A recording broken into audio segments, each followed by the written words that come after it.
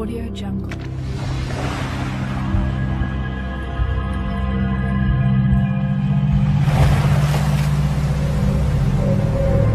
Audio Jungle.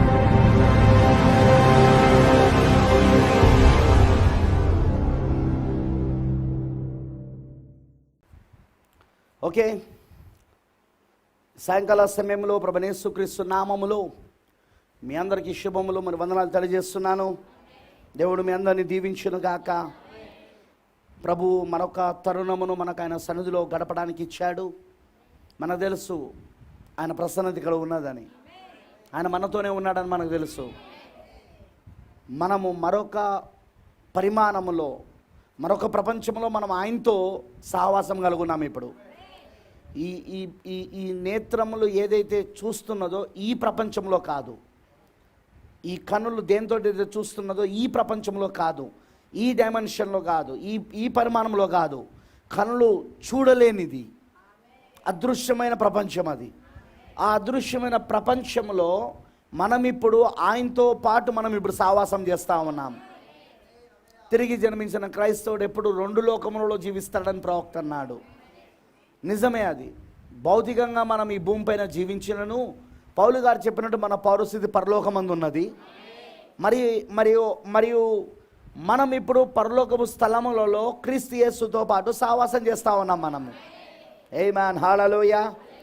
అందుకే we believe, మనం నమ్మేది ఒకటే, మనం ఎక్కడున్నా, ఏ చోట ఉన్నా, ఏ ప్రాంతంలో ఉన్నా, ఏ సమయంలో ఉన్నా, అది అర్ధరాత్రి కావచ్చు, ఉదయం కావచ్చు, సాయంత్రం కావచ్చు, ఆయన మనతోనే ఉంటాడు. ఆయన మనతోనే నడుస్తాడు. ఆయన ఉన్న చోట మనమున్నాము, మనమున్న చోట ఆయన ఉన్నాడు. ఆమేన్, హల్లెలూయా. మనము ఆయన విడదీయబడలేని ఏకత్వంలో ఉన్నాం మనం. ఎస్, భార్య భర్తలను వేరు చేయలేరు ఎవరు కూడా. అదే కదా బైబిల్ చెప్పేది. భార్య భర్తలను వేరు చేయడం సాధ్యం కాదు. అది అవునా కాదా? దేవుడు జతపరిచిన వారిని ఏ మనుషుడును వేరు చేయలేడు. ఇప్పుడు క్రీస్తు మరియు మనము భార్యాభర్తలమై ఉన్నాం. సంఘము క్రీస్తు భార్యాభర్తలై ఉన్నారు. ఇప్పుడు వాళ్ళిద్దరిని విడదీయడం దేని వల్ల కూడా కాదు. ఇప్పుడు హల్లెలూయా. మరి అంత గొప్ప కృప దేవుడు మనకి ఇచ్చాడు. దానికి మీకు సంతోషంగా లేదా? ఎప్పుడు ఆయన ప్రసన్నత మీతో ఉంటుంది, ఆయన పరోక్షం మీతో ఉంటుంది. పరోక్షం మీద ఒకసారి బోధించాను నేను. ఆయన సన్నిధి, ఆయన తప్పిపోని ఆయన షెకినా మహిమ మనతో ఉంటుంది. అది ఎప్పుడు కూడా. ఈరోజు మనం అతి పరిశుద్ధ స్థలంలో జీవిస్తూ ఉన్నాం. మన స్థలం, మన నివాస స్థలం అతి పరిశుద్ధ స్థలం. ఎందుకంటే ఆయన మన హృదయం అనే సింహాసనం పైన ఆసీనుడై ఉండి మనల్ని ఆయన రాజుగా పరిపాలిస్తూ ఉన్నాడు. ఇప్పుడు ఆయన మార్నింగ్ ఉదయం చాలా విషయాలు మనం చూసుకుంటూ వచ్చాం. మరి 6-7 బూరల మధ్యలో ఆ రాయి దేవుని రాజ్యం స్థాపించబడతా ఉన్నది. ఆ రాజుల పరిపాలన కాలంలో పరలోకమందు దేవుడు ఒక రాజ్యాన్ని స్థాపిస్తూ ఉన్నాడు. అది ఎన్నడూ కదలని రాజ్యమని, అది ఎన్నడూ కదల్చబడని రాజ్యమని, నశించిపోని రాజ్యమని, నాశనం కాని రాజ్యమని, యుగ యుగములుండు రాజ్యమని మనం చూస్తూ ఉన్నాం. ఇప్పుడు ఆ రాజ్యాన్ని మనం పొందుకున్నది. ఇప్పుడు చూడండి, లోకము ఆ 4వ జంతువు ఒక రాజ్యాన్ని పొందుకున్నది. కానీ మనము ప్రకటన 10లోని రాయి రాజ్యాన్ని పొందుకుంటా ఉన్నాం. ఆ తలరాయి రాజ్యాన్ని. గ్లోరీ, హల్లెలూయా. మరి ఇది నిజంగా ఎంతో దేవుడు ఇచ్చిన గొప్ప కృప ఉన్నది.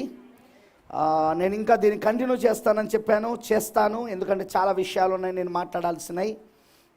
అందుకే నేను కంటిన్యూ చేయాలని అనుకుంటున్నాను. ఫస్ట్ కింగ్స్, మొదటి రాజుల గ్రంథము 16వ అధ్యాయము.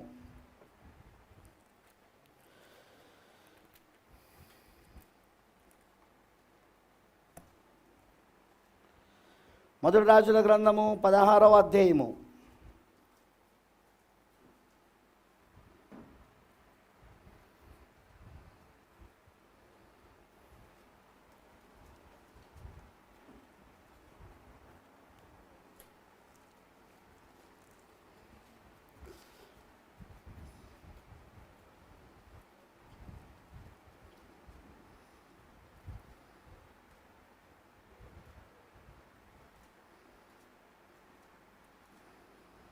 నా మీరు ఇంట్లో వీలైతే ఈ రాజుల గ్రంథాన్ని చదవండి. దాంట్లో ఇప్పుడు నేను చాలా ఇంపార్టెంట్ కార్యం తీసుకోబోతున్నాను. మొదటి రాజుల గ్రంథం 16వ అధ్యాయంలో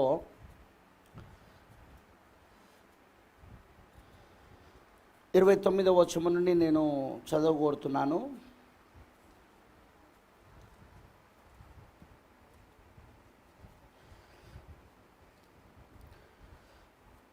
ఇక్కడ మనకు కనబడుతున్న దృశ్యం ఏంటిదంటే, సొలొమోను తర్వాత సొలొమోను కుమారుడు రెహబాము కాలంలో ఇజ్రాయెలు రాజ్యము రెండుగా చీలిపోయింది.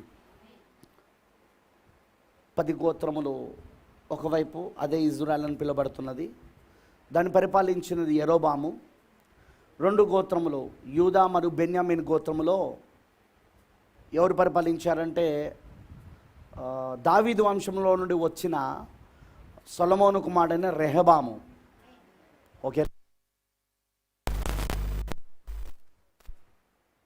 దావీదు సొలొమోను రాజు కాలములలో ఈ 12 గోత్రాలన్నీ కూడా ఒక రాజ్యంగానే ఉన్నాయి. కానీ సొలొమోను రాజు యొక్క కాలం తర్వాత అతని కుమారుడు రెహబాము ఇజ్రాయెలును పరిపాలించే సమయానికి వచ్చినప్పుడు ఇజ్రాయెలు రెండుగా చీల్చబడ్డారు. 10 గోత్రములు ఒకవైపు, 2 గోత్రములు ఇంకోవైపు. 10 గోత్రములను పరిపాలించడానికి యెరోబాము ఎన్నుకోబడ్డాడు. 2 గోత్రముల వారిని బెన్యామీను మరియు యూదా వారిని, యూదా గోత్రంలో నుండి వచ్చిన రెహబాము, ఆయనే దావీదు కుమారుడగు సొలొమోను కుమారుడగు రెహబాము పరిపాలించడం మొదలుపెట్టాడు. ఇప్పుడు మనము ఇజ్రాయెలు రాజులు ఎవరు అంటే 10 గోత్రములు వెళ్తున్నవారు. యూదా దేశపు రాజులు ఎవరంటే దావీదు, సొలొమోను, రెహబాము, యోషపాతు, ఇలా వాళ్ళ లిస్ట్ అనమాట. వింటున్నారా నేను చెప్పింది? ఇక్కడ మనం చూడబోతుంది ఏంటంటే, ఫస్ట్ టైం, మొట్టమొదటిసారిగా మనకు అహాబు యొక్క మాట మనకి ఇక్కడ వినబడుతుంది. మొదటి రాజుల గ్రంథము 16వ అధ్యాయంలో మొదటిసారిగా అహాబును గూర్చి మనం ఇక్కడ చూస్తాం. బ్రదబానం ఆయా సందర్భాలలో ఈ అహాబును ఒకసారి విశ్వాస అన్నాడు, ఒకసారి బార్డర్ లైన్ బిలీవర్ అంటే సరిహద్దు విశ్వాస అన్నాడు. సరిహద్దు విశ్వాసులు తెలుసుగా మీకు, నేను ఆల్రెడీ దాని మీద చెప్పాను. సరిహద్దు విశ్వాసులు వాళ్ళు అక్కడ దాకా వెళ్ళి మళ్ళీ తిరిగి వచ్చిన వాళ్ళు, వాగ్దాన భూమి దాకా వెళ్ళి మళ్ళీ తిరిగి వచ్చేసిన వాళ్ళు సరిహద్దు విశ్వాసులు. కొన్నిసార్లు ఇతన్ని వేషధారి, నటించు విశ్వాసం అన్నాడు. ప్రవక్త అయిన ఎవరిని? అహాబుని. So we will see. ఇప్పుడు ఇక్కడ చూద్దాం ఈ అహాబుని గురించి.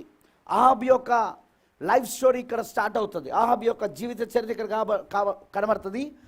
అందులో ఇజ్రాయెలు రాజులన్నిటిలలో ఎక్కువగా రాయబడింది ఎవరు గురించైనా ఉన్నదా అంటే అది అహాబు గురించి. మీకు అర్థమైందా నేను చెప్పింది? అహాబును గురించి ఎక్కువగా రాయబడింది. దానికి కారణం ఏంటో కూడా మనం ఈరోజు చూడబోతా ఉన్నాం. అందుకే రాజుల గ్రంథం, మొదటి రాజుల గ్రంథము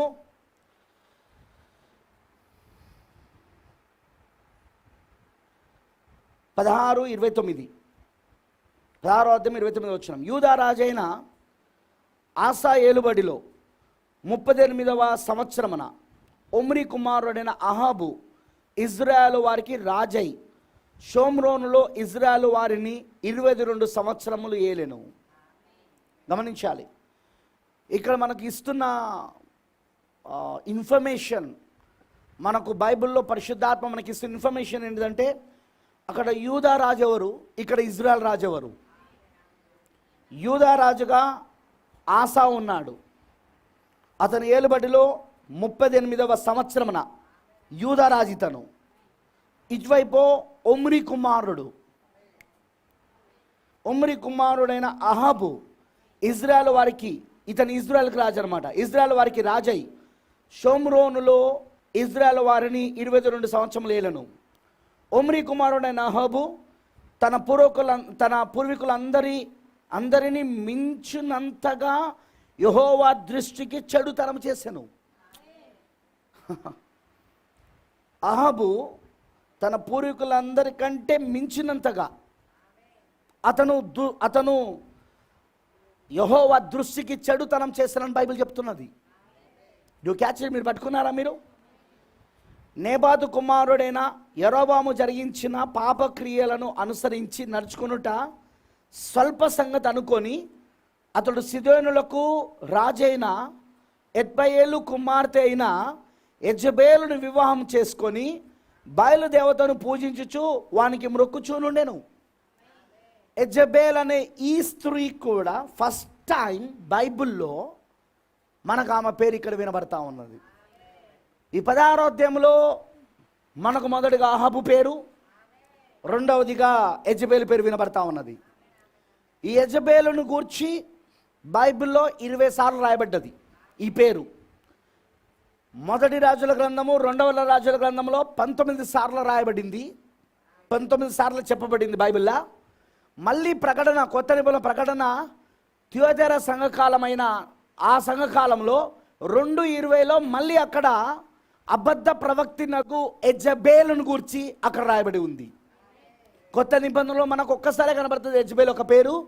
అది కూడా థియోతెరా సంఘకాలం, ఎక్కడైతే రాజ్యము మరియు మతము వివాహము చేసుకున్నదో, ఎక్కడైతే అక్కడ ఆధిపత్యము కలిగిన స్త్రీగా ఏలడం మొదలుపెట్టిందో థియోతెరా సంఘకాలంలో, అదిగో అక్కడ కనబడతా ఉంది మళ్ళీ మనకు యెజబేలు ఒక పేరు. దేవుడు యెజబేలు ఒక పేరు అక్కడ చూపిస్తూ ఉన్నాడు. ప్రాఫెటెస్, అబద్ధ ప్రవక్తినియగు, ఫాల్స్ ప్రాఫెటెస్ అని అంటాడు అక్కడ. అబద్ధ ప్రవక్తినియగు యెజబేలును గురించి మాట్లాడతాడు. 19 సార్లను మొదటి రాజులు, 2 రాజుల గ్రంథంలో ఉంటుంది. ఒక్కసారి మాత్రం కొత్త నిబంధనలో, అది కూడా మనకు ప్రకటన 22లో ఉంటుంది. వింటున్నారా నేను చెప్పింది? సో ఇప్పుడు మనం గమనించాల్సిన విషయం ఏంటంటే, ఇక్కడ మనం ఇప్పుడు గమనించాల్సిన విషయం ఏంటంటే ప్రియులారా, అహాబును గూర్చి మొదటిసారి ఇక్కడే కనబడుతున్నది 16వ అధ్యాయంలో మొదటి రాజుల గ్రంథం. యెజబేలు గూర్చి కూడా, పైగా యెజబేలు ఆమె ఎక్కడి నుండి వచ్చిందో చెప్పబడుతున్నది. అతడు సిదోనులకు రాజైన ఎత్బయేలు కుమార్తె అయిన యెజబేలును. ఈమె ఎవరు కుమార్తె అంటే ఎత్బయేలు కుమార్తె. ఇతను ఎవరు అంటే, ఇతను ఒక బయలుదేవతకు ఆరాధన చేస్తూ బయలుదేవతలకు పూజారిగా ఉన్న వ్యక్తి ఈ ఎత్బేల్ అనే వ్యక్తి. వింటున్నారా?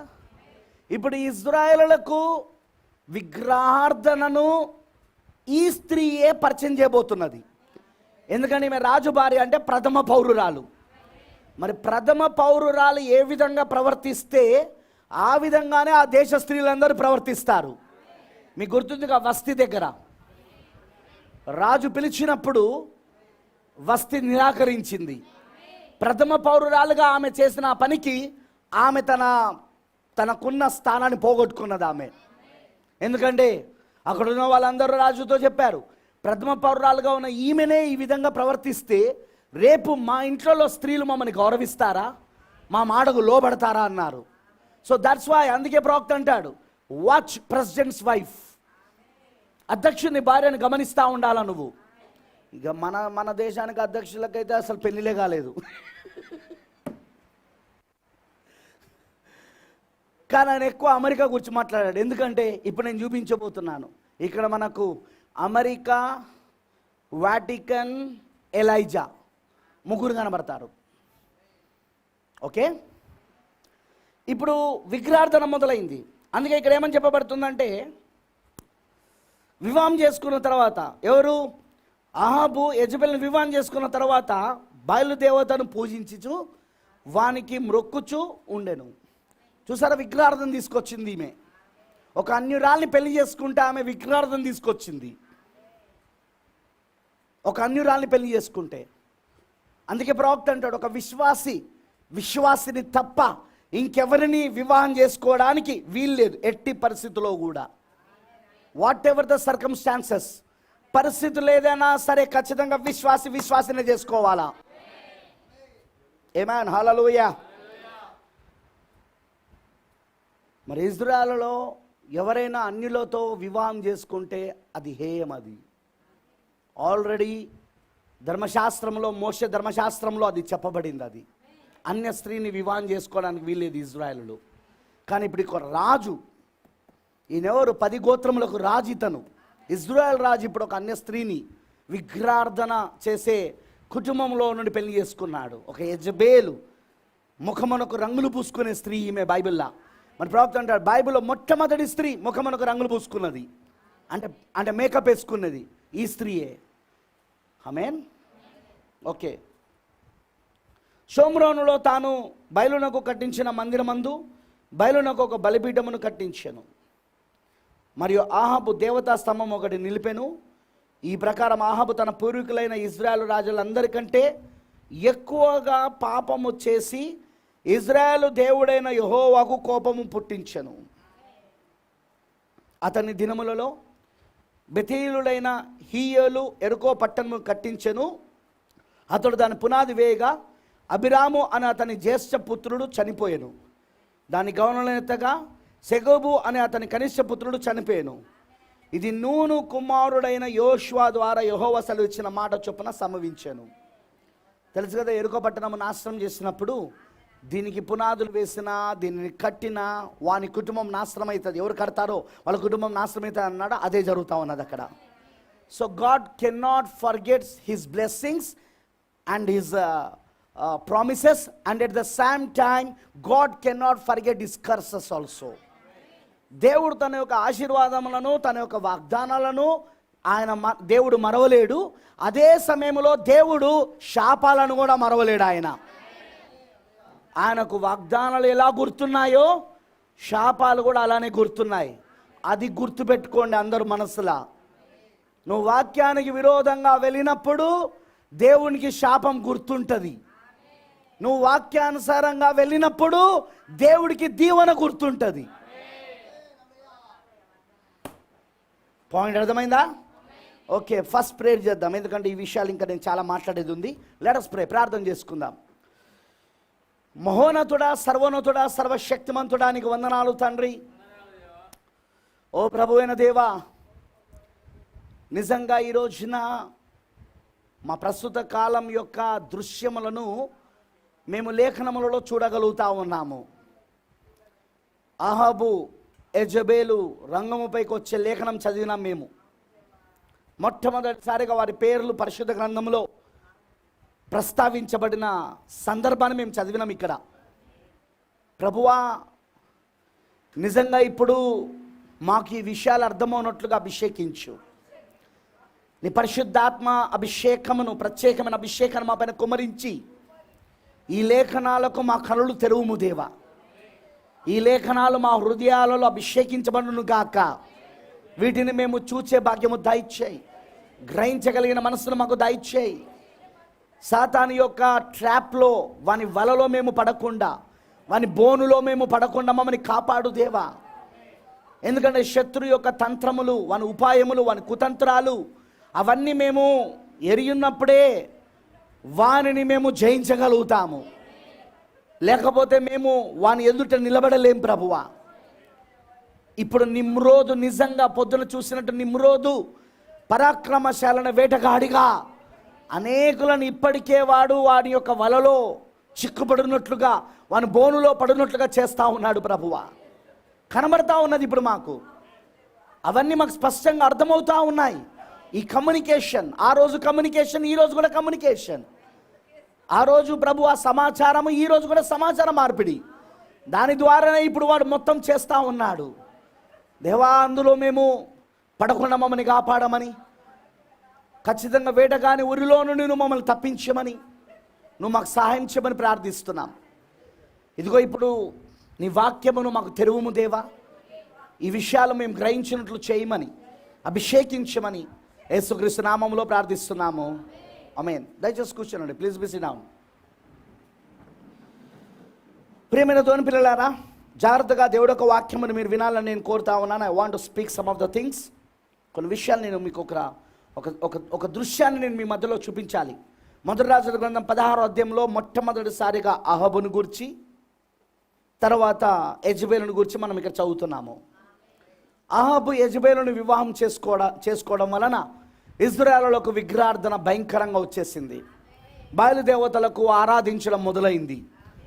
రాజే బయలుదేవతలకు ఆరాధిస్తున్నట్టు మనకి ఇక్కడ కనబడతా ఉన్నది. ఆమేన్ హల్లెలూయా. ఒక విగ్రహార్థికురాలు కుమార్తెను, ఒక నరహంతకుని కుమార్తెను రాజకీయ ప్రయోజనం కోసము ఆహాబు యెజబేలును వివాహం చేసుకున్నాడు. ఆమేనంటారా? బ్రతుమానం అంటాడు ఆహాబు ఇప్పుడున్న అమెరికా దేశానికి సాదృశ్యం. USA, United States of America, America సంయుక్త రాష్ట్రాల దేశానికి సాదృశ్యం. మరి యెజబేలు ఇప్పుడున్న రోమన్ క్యాథలిక్కి సాదృశ్యం, వాటికన్కి సాదృశ్యం. వింటున్నారా? ఈరోజు అమెరికా వాటికన్తో కలిసిపోవడానికి, వివాహం చేసుకోవడానికి కారణం ఏంటిది అంటే రాజకీయ ప్రయోజనాలు. ఆమేన్ హల్లెలూయా. మనందరికీ తెలుసు 1776లో అమెరికా దేశము స్థాపించబడింది. దాన్ని స్థాపించిన పితరులు 13 కాలనీలు మొదలుపెట్టారు. అందుకే వాళ్ళ జెండాలో, వాళ్ళ యొక్క నేషనల్ ఫ్లాగ్లో, జాతీయ జెండాలో 13 నక్షత్రాలు, 13 చారలు అందుకే వాళ్ళు పెట్టున్నారు. ఎందుకంటే 13 కాలనీలతో అది ప్రారంభమైంది కాబట్టి. మరి ముఖ్యంగా వాళ్ళు ఆ దేశాన్ని స్థాపించడానికి కారణం ఐరోపా ఖండంలో ఆ సమయంలో జరుగుతున్న హింసాకాండ. ఆ హింసాకాండను తప్పించుకోవడానికి ఈ రోమన్ క్యాథలిక్లు పెడుతున్న హింస, వాళ్ళ యొక్క మాట ఎవరు వినకపోయినా వారిని చంపేయడం. అప్పటికే వాళ్ళు 68 మిలియన్ల క్రైస్తవులను చంపారు. వాళ్ళు లెక్కలో ఉన్నది, ఇంకా లెక్కలో లేనివెన్నో మనకు తెలియదు కాదు. దేవుడు తీర్పు రోజునే చూపిస్తాడు దాన్ని. సో ఆ విధంగా పరిశుద్ధుల రక్తముతో మత్తిల్లున్న ఆ మహావేషం నుండి తప్పించుకోవడానికి, మత స్వేచ్ఛతో దేవుని ఆరాధించడానికి, ఆ స్వేచ్ఛను కోరుతూ వాళ్ళు ఆ పునాదులతో అమెరికా దేశాన్ని స్థాపించారు వాళ్ళు. కానీ 1960లో ఏం జరిగిందో మనం చూసాం. 1776 నుండి 1960 వరకు ఏ రోమన్ క్యాథలిక్ సంబంధించిన వ్యక్తి ప్రెసిడెంట్ కాలేదు అమెరికాకి. కానీ ఎప్పుడైతే స్త్రీలకు ఓటు హక్కు ఇవ్వబడిందో, ఆ ఓటు హక్కు ద్వారా మొట్టమొదటిసారిగా రోమన్ క్యాథలిక్ బ్యాక్గ్రౌండ్ కలిగిన లేదా రోమన్ క్యాథలిక్ డినామినేషన్ నుండి వచ్చిన జాన్ ఎఫ్ కెనడీ అమెరికా దేశానికి ఆ స్త్రీల యొక్క ఓటు హక్కుల ద్వారా తను ఎప్పుడైతే అధ్యక్షుడు అయ్యాడో, అదిగో అప్పుడే యెజబేలు ఇప్పుడు ఆహాబుతో వివాహం చేసుకున్నదిగా. నేను ఇప్పుడు మీకు ఏం చూపించగోరుతున్నానంటే, ఇప్పుడు ఆహాబు యెజబేలు వివాహం దగ్గరకు వచ్చినప్పుడు ఏలియా రంగంపైకి వస్తున్నాడు. 16వ అధ్యాయంలో ఆహాబు యెజబేలు ఇద్దరు మొట్టమొదటిసారిగా బైబిల్లో మొట్టమొదటిసారిగా వాళ్ళ పేర్లు మనము ప్రస్తావించబడడం, వాళ్ళిద్దరి వివాహం ఇక్కడ రాయబడడం చూసాం మనం. ఇప్పుడు 17వ అధ్యాయానికి వచ్చినప్పుడు, నెక్స్ట్ చాప్టర్ 17వ అధ్యాయానికి వచ్చినప్పుడు ఇప్పుడు చూడండి. అంతట గిలాదు కాపరస్తుల సంబంధియును తిష్బీయుడైన ఏలియా ఆహాబునొద్దకు వచ్చి, ఏలియా పేరు కూడా ఫస్ట్ టైం ఇక్కడ బైబిల్లో రాయబడతా ఉన్నది. You catch it? మీరు పట్టుకుంటున్నారా? మీరు 16వ అధ్యాయంలో ఆహాబు మరియు యెజబేలు వాళ్ళ పేర్లు ప్రస్తావించబడుతూ వాళ్ళిద్దరు వివాహం చేసుకుంటూ ఇజ్రాయెలులో వారు విగ్రహార్థం తీసుకొస్తున్నారు. వాళ్ళు దేవుని దృష్టికి బహు చెడుతనం చేస్తూ ఉన్నాడు ఆహాబు. అవునంటారా? అలాగే సమయంలో 17వ అధ్యాయంకి వచ్చేసరికి ఏలియా రంగంపైకి వస్తూ ఉన్నాడు. గిలాదు కాపరస్తుల సంబంధకు తిష్బీయుడైన ఏలియా ఇప్పుడు రంగంపైకి వస్తూ ఉన్నాడు. ఇప్పుడు ఆయన మీరు చదవండి ఇంటికి వెళ్ళాక. అంతకుముందు దాకా ఏలియా పేరు లేదు బైబిల్లో. ఏలియా పేరు ఫస్ట్ టైం ఇప్పుడు రంగంపైకి వచ్చింది. సేమ్ థింగ్ 1960లో ఏం జరిగింది? ఎప్పుడైతే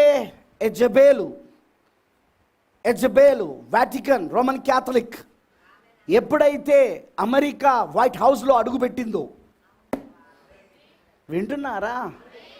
అమెరికన్ ప్రెసిడెంట్, అప్పుడు అమెరికా అధ్యక్షుడు జాన్ ఎఫ్ కెనడీ రూపంలో అక్కడ అడుగుపెట్టిందో, హల్లెలూయా.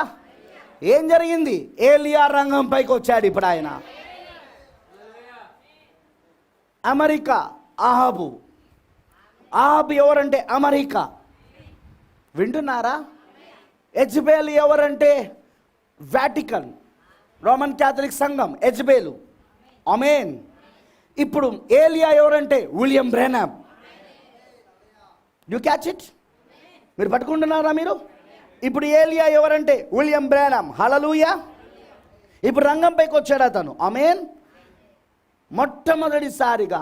మొదటి రాజుల గ్రంథంలో 16వ అధ్యాయంలో 17వ అధ్యాయంలో అక్కడ మనకు కనబడతా ఉన్నారు వీళ్ళ ముగ్గురు సమూహం మనకు కనబడతా ఉన్నది. అహాబు, యెజబెలు, ఏలియా. అమెరికా, వాటికన్, ఏలియా, విలియం బ్రెన్నామ్. అహాబు పైన, యెజబెలు పైన ఏలియా శాపములు ప్రకటించాడు. Is it right? అది నిజమేనా? అహాబునో నీ రక్తం కుక్కలు నాకితే అన్నాడు, యెజబెలునో నీ మాంసం కుక్కలు తింటే అన్నాడు. శాపములు, అవునా? కర్సస్, శాపములు ప్రకటించాడు.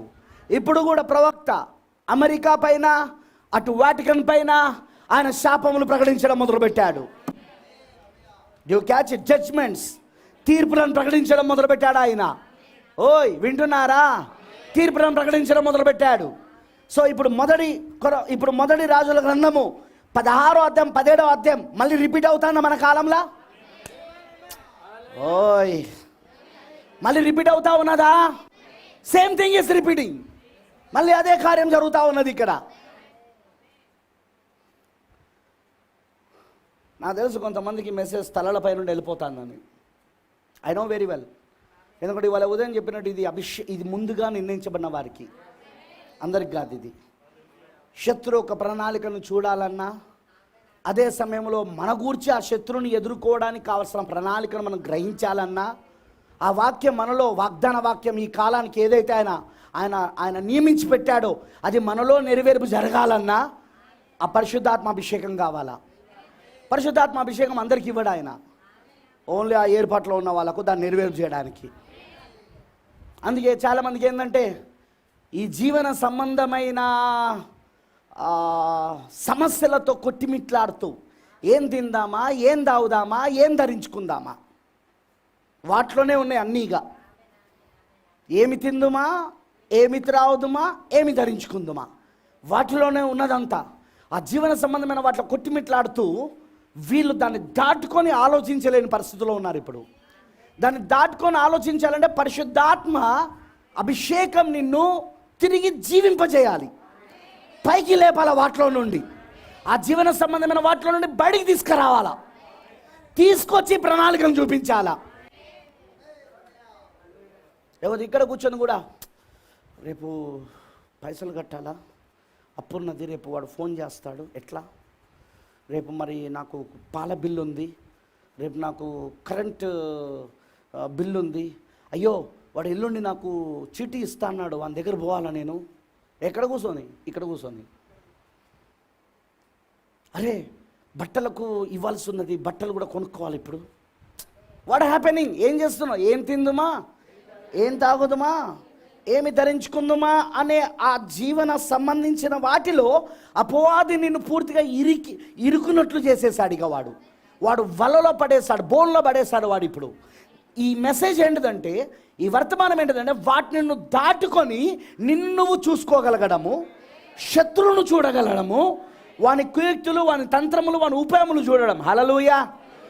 ఊరుకోండి పాస్టర్ గారు, మాకే చాలా తలనొప్పులు ఉన్నాయి, మాకే చాలా ఆర్థిక ఇబ్బందులు ఉన్నాయి, మాకే చాలా అప్పులు ఉన్నాయి, దీవించు, ఆస్వాదించని బోధించాల్సింది పోయి ఏంది ఇదంతా? అయితే ఈ సంఘం కాదు నీకు. నరసంపేటలో చాలా సంఘాలు ఉన్నాయి, ఉట్టిగానే ఇచ్చేస్తారు. నా కుమారుడా నేను దీవిస్తా ఉన్నాను అని చెప్పేటోళ్ళు చాలామంది ఉన్నారు. వాళ్ళ దగ్గరికి పో, ఆ చర్చ్ నీకు సూట్ అవుతుంది. But this church is not like that.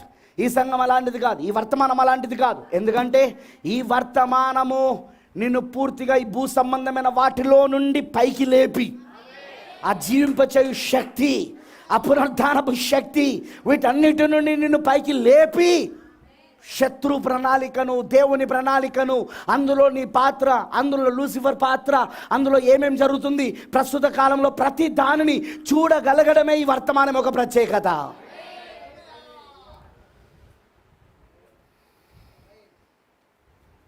దేవుడికి మహిమ కలుగును గాక.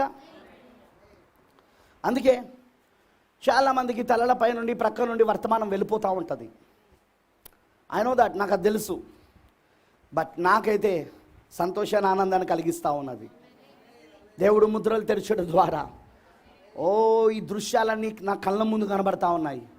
ఇప్పుడు నాకు మొదటి రాజుల గ్రంథం 16-17 ఇప్పుడు నా కళ్ళ ముందు జరుగుతూ ఉన్నది. నా కాలంలో జరుగుతూ ఉన్నది అది. అక్కడ ఆహాబు, యెజబేలు, ఏలియా. ఇక్కడ కూడా అమెరికా, ఆహాబు అమెరికా, మరియు యెజబేలు వాటికన్, అదే రోమన్ క్యాథలిక్ సంఘము, మరి ఏలియా విలియం బ్రెన్నామ్. ఏలియా అక్కడ తీర్పులు ప్రకటిస్తూ ఉన్నాడు ఆహాబు పైన మరియు యెజబేలు పైన.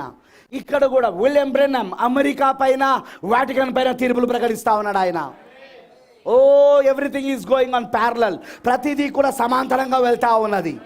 ఆ చరిత్రలో జరిగినదే ఇప్పుడు మరలా జరుగుతూ ఉన్నది. ఎందుకంటే మనం చూసాం ప్రసంగి గ్రంథంలో, ఇప్పుడు జరిగినది ఇదివరకు జరిగినదే, ఇప్పుడు జరుగుచున్నది ఇదివరకు జరిగినదే, ఇక ముందు జరగబోయేది కూడా ఇదివరకు జరిగినదే. సూర్యుని కింద క్రొత్తవేమీ జరగడం లేదన్నాడు ఆయన.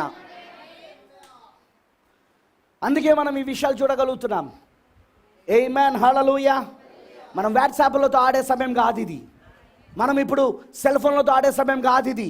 మనం ఇక్కడ కూర్చొని పరధ్యానంలో ఎక్కడో ఉండి ఆలోచించే సమయం కాదు ఇది. ప్రతి మాటను సీరియస్గా తీసుకోవాల్సిన సమయం ఇది. లేకపోతే నీ ఆత్మ పాప్కార్న్ ఎలాగైతే ఆ ఫ్రై ప్యాన్ పైన ఎగురుతూ ఉంటుందో, అదే విధంగా నీ ఆత్మ నరకంలో అలా ఎగురుతూ ఉంటుంది అక్కడ. కానీ అవకాశం ఉండదు. దట్స్ ట్రూ, అది నిజం. అది ప్రేమని దేవుని పిల్లలారా మీరు గమనించండి. ఈ లేఖనమును మనం గమనించాల్సిన విషయం ఏంటంటే, ఇప్పుడు అమెరికా మరియు వాటికన్, అదే ప్రకటన 13లో ఉన్న 2 మృగములు, ప్రకటన 13లో 2 మృగములు కనబడుతున్నాయి. ఇప్పుడు యోహాను ప్రకటన 13లోని ఆ 2 మృగములు గురించి రాయక మునిపే కొన్ని వందల సంవత్సరాల ముందే దానియేలు 7వ అధ్యాయములో అదే దర్శనాన్ని చూశాడు ఆయన. దానియేలు చూసిన అదే దర్శనము, ఆ 4వ జంతువు రాజ్యమును గుర్చిన దర్శనమే, ఆ 2 మృగములు గుర్చిన దర్శనమే ఇక్కడ మనకు ప్రకటన 13లో కూడా కనబడతా ఉంది. ముఖ్యంగా 4వ జంతువుని గుర్చిన దర్శనం, ఆ మొదటి మృగము గురించి. ఆమేన్, హల్లెలూయా. So let us turn. ఇప్పుడు మనం దానియేలు 7వ అధ్యాయానికి వద్దాం ఒకసారి. ఆ 4వ మృగముల గురించి మనం ఒక్కసారి చూద్దాం. ఎంతమందికి వాక్యం అంటే ఇష్టం?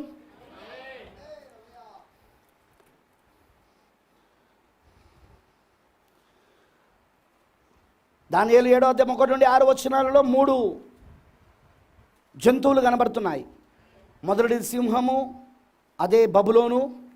రెండవది ఎలుగుబంటి, అదే మాదీయులు పారసికులు. మూడవది చిరుత, అదే మనం చిరుతపులి, అదే మనం చూస్తున్న గ్రీకులు. కానీ 4వ దగ్గరకు వచ్చినప్పుడు అదొక విచిత్రముగాను భిన్నముగాను ఉన్నదని, మొదటి 3 జంతువుల కంటే ఇది 4వది భిన్నముగా ఉన్నదని, క్రూరమైనదిగా ఉన్నదని, భయంకరముగా ఉన్నదని, దాని రూపాన్ని చూసి అదొక మాన్స్టర్ లాగా కనబడుతుంది. అది it's seeing like A monster, భయంకరమైన మృగంలాగా కనబడుతుంది అది, ఈ 4వ జంతువు. అందుకే అంటున్నాడు 7వ వచనంలో, దానియేలు 7వ అధ్యాయం 7వ వచనం, పిమ్మట రాత్రి నాకు దర్శనం కలిగినప్పుడు నేను చూచుచుండగా ఘోరమును భయంకరమునకు 4వ జంతువు ఒకటి కనపడెను. అది తనకు ముందుగా నుండిన ఇతర జంతువులకు భిన్నమైనది. అది మహాబల మహత్యము గలది. దానికి పెద్ద ఇనుప దంతములను 10 కొమ్ములను ఉండెను. అది సమస్తమును భక్షించుచు తుత్తనీయులుగా చేయుచు మిగిలిన దానిని కాళ్ళ క్రింద అనగదొరకుచుండెను. నేను ఈ కొమ్ములను కనిపెట్టగా ఒక చిన్న కొమ్ము వాటి మధ్యను లేచెను. దానికి స్థలం ఇచ్చుటకే ఆ కొమ్ములలో 3 పెరికి వేయబడినవి. ఈ కొమ్మునకు మానవుల కనుల వంటి కనులను గర్వముగా మాట్లాడు నోరును ఉండెను. ఆమేన్, ఆమేన్. ఆ తర్వాత 9వ వచనం చూస్తే ధవల సింహాసనం తీర్పు గురించి మాట్లాడుతున్నది. ఆ తీర్పులో ఈ 4వ జంతువుకు తీర్పు వస్తుందని, మరి దాని రాజ్యం నిలబడదని, కానీ దేవుని రాజ్యమే నిలబడుతుందని. ఎందుకంటే ప్రకటన 10లో వధువు దేవుడి రాజ్యాన్ని పొందుకుంటా ఉన్నది, రాయి దేవుని రాజ్యం పొందుకుంటా ఉన్నది ఆమె.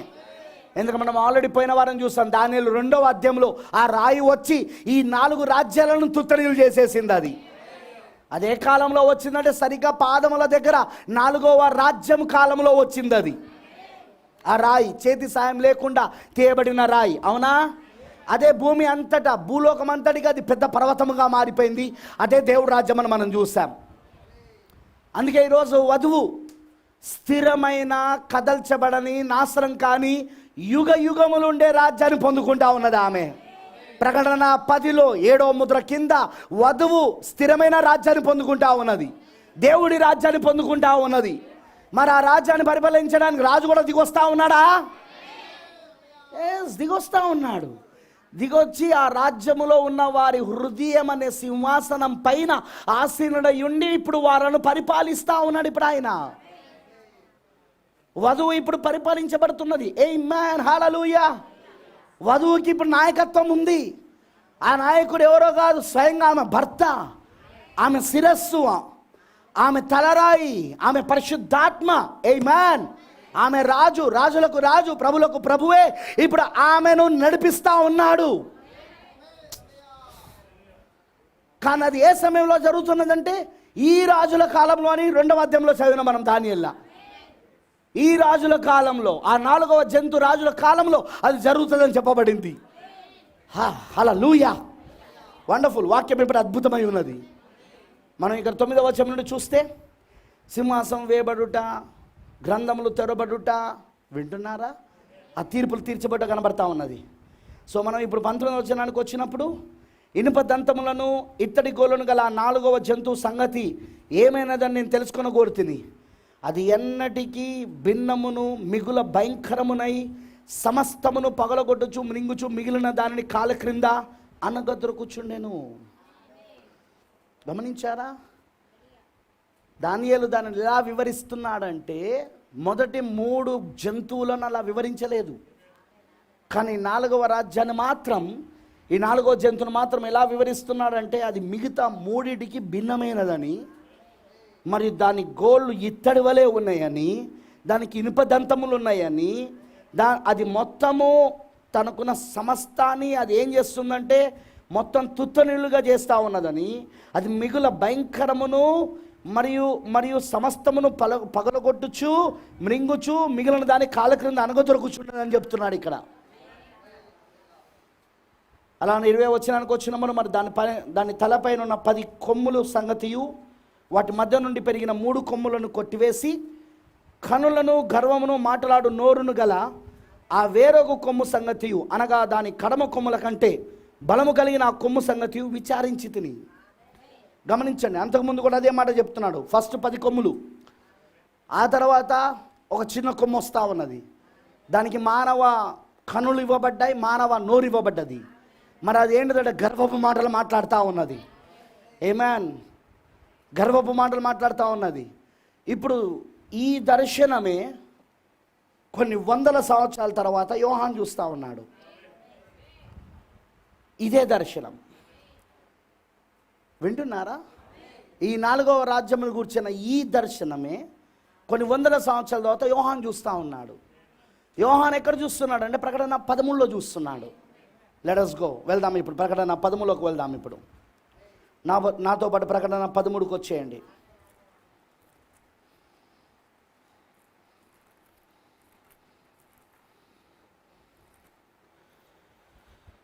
ఓకే, ప్రకటన 13 1వ వచనం చదువుదాం. జాగ్రత్తగా మీరు పోలికలను గమనించాలి. మరియు 10 కొమ్ములను 7 తలను గల ఒక క్రూర మృగము, ఏందట? ఒక క్రూర మృగము సముద్రంలో నుండి పైకి వచ్చుదా చూచి తిని.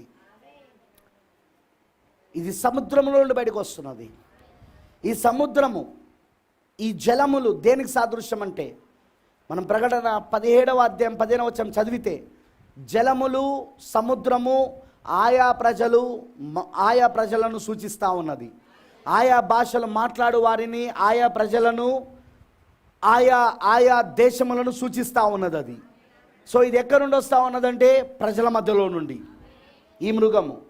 దీనికి 10 కొమ్ములను 7 తలలు ఉన్నవి. దాని కొమ్ముల మీద 10 కిరీటములు ఉండెను. దాని తలల మీద దేవదూషణ క్రమగు పేలు ఉండెను. మీరు గమనించారా? అక్కడ కూడా దానియేలు చూసిన దానికి 10 కొమ్ములు ఉన్నాయి. 4వ జంతువుకి, దీనికి కూడా 10 కొమ్ములు ఉన్నాయి. అమనంటారా? 2వ వచనానికి వచ్చినప్పుడు దానియేలు మొదటి 3 జంతువులను ఏవైతే చూశాడో ఆ 3 ఈ 4వ జంతువులో కనబడడం యోహానుకు కనబడింది.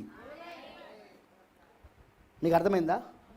దానియేలు అక్కడ సింహము, ఎలుగుబంటి, చిరుతపులను చూశాడు కదా, మొదటి 3 రాజ్యాలను. ఇప్పుడు ఆ మొదటి 3 ఆ జంతువులు ఈ 4వ జంతువులో, ఈ క్రూర ముఖములో, సముద్రంలో నుండి వస్తున్న ఈ క్రూర ముఖములో కనబడడం యోహానుకి చూపించబడుతుంది. ఇక్కడ 2వ వచనం, నేను చూసిన మృగము చిరుతపులిని పోలి ఉండెను, దాని పాదములు ఎలుగుబంటి పాదముల వంటివి, దాని నోరు సింహపు నోరు వంటిది. మీరు గమనించారా? చిరుతపులి, ఎలుగుబంటి, సింహము. బబులోను, మాదీలు, పారసికులు, గ్రీకులు. ఓకే, దాని నోరు సింహపు నోరు వంటిది. దానికి ఆ ఘట సర్పము తన బలమును, తన సింహాసనమును, గొప్ప అధికారమును ఇచ్చాను. ఘట సర్పం ఎవరి ఘట సర్పం? 12వ అధ్యాయానికి వెళ్తే తెలుస్తుంది. Let's go to 12th chapter. ఘట సర్పం ఎవరో మనకు అర్థమవుతుంది ఇక్కడ.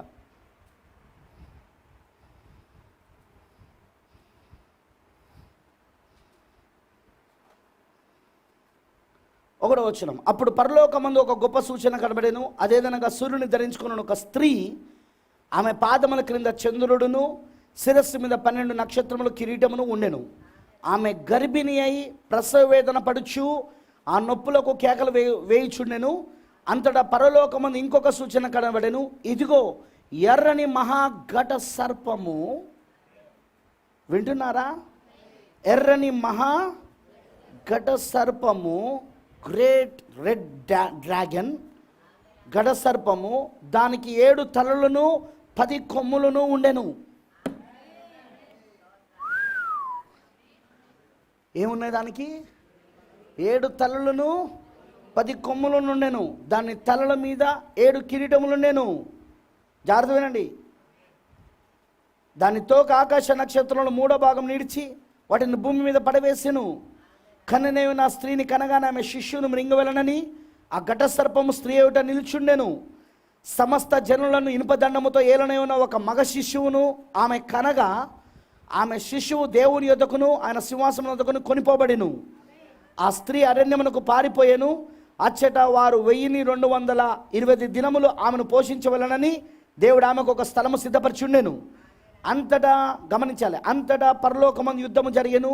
మిఖాయేలును అతని దూతలను ఆ ఘట సర్పముతో యుద్ధము చేయవలని నుండగా ఆ ఘట సర్పమును దాని దూతలను యుద్ధం చేసిరు కానీ గెలవలేకపోయారు గనుక పరలోకమందు వారికి ఇక స్థలము లేకపోయాను.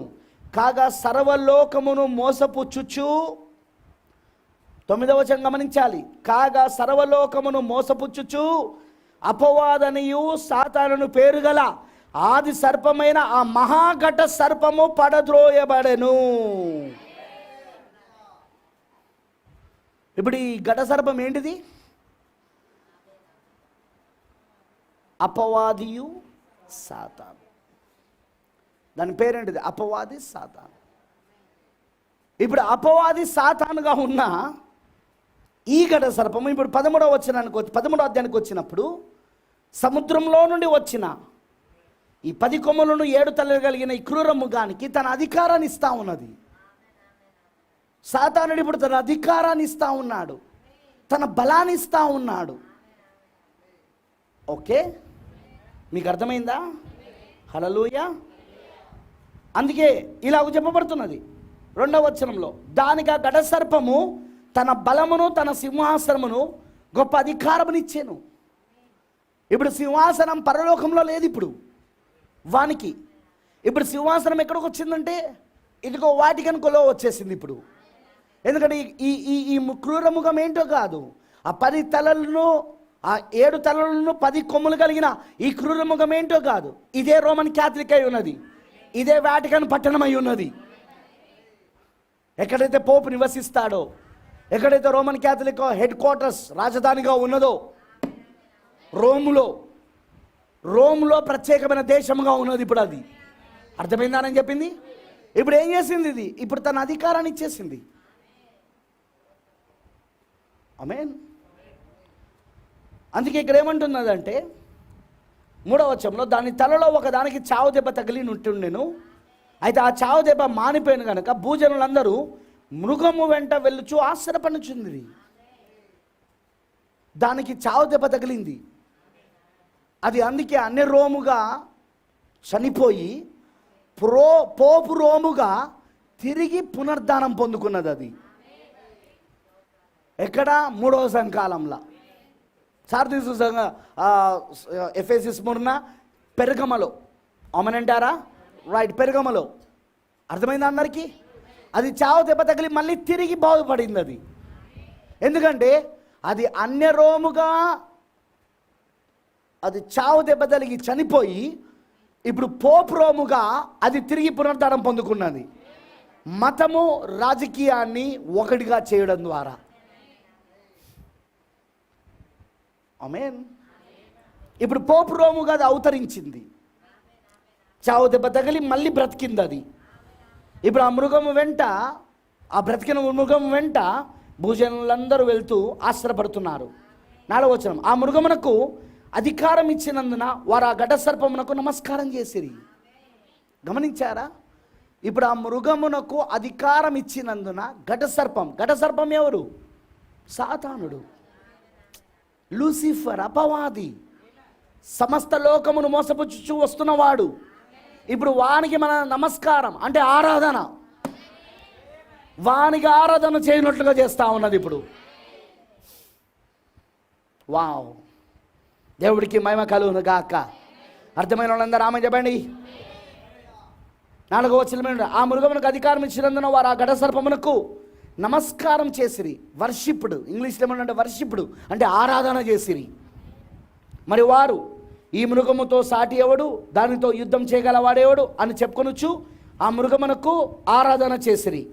దంబపు మాటలను దేవదూషణను పలుకు ఒక నోరు దానికి ఇవ్వబడెను.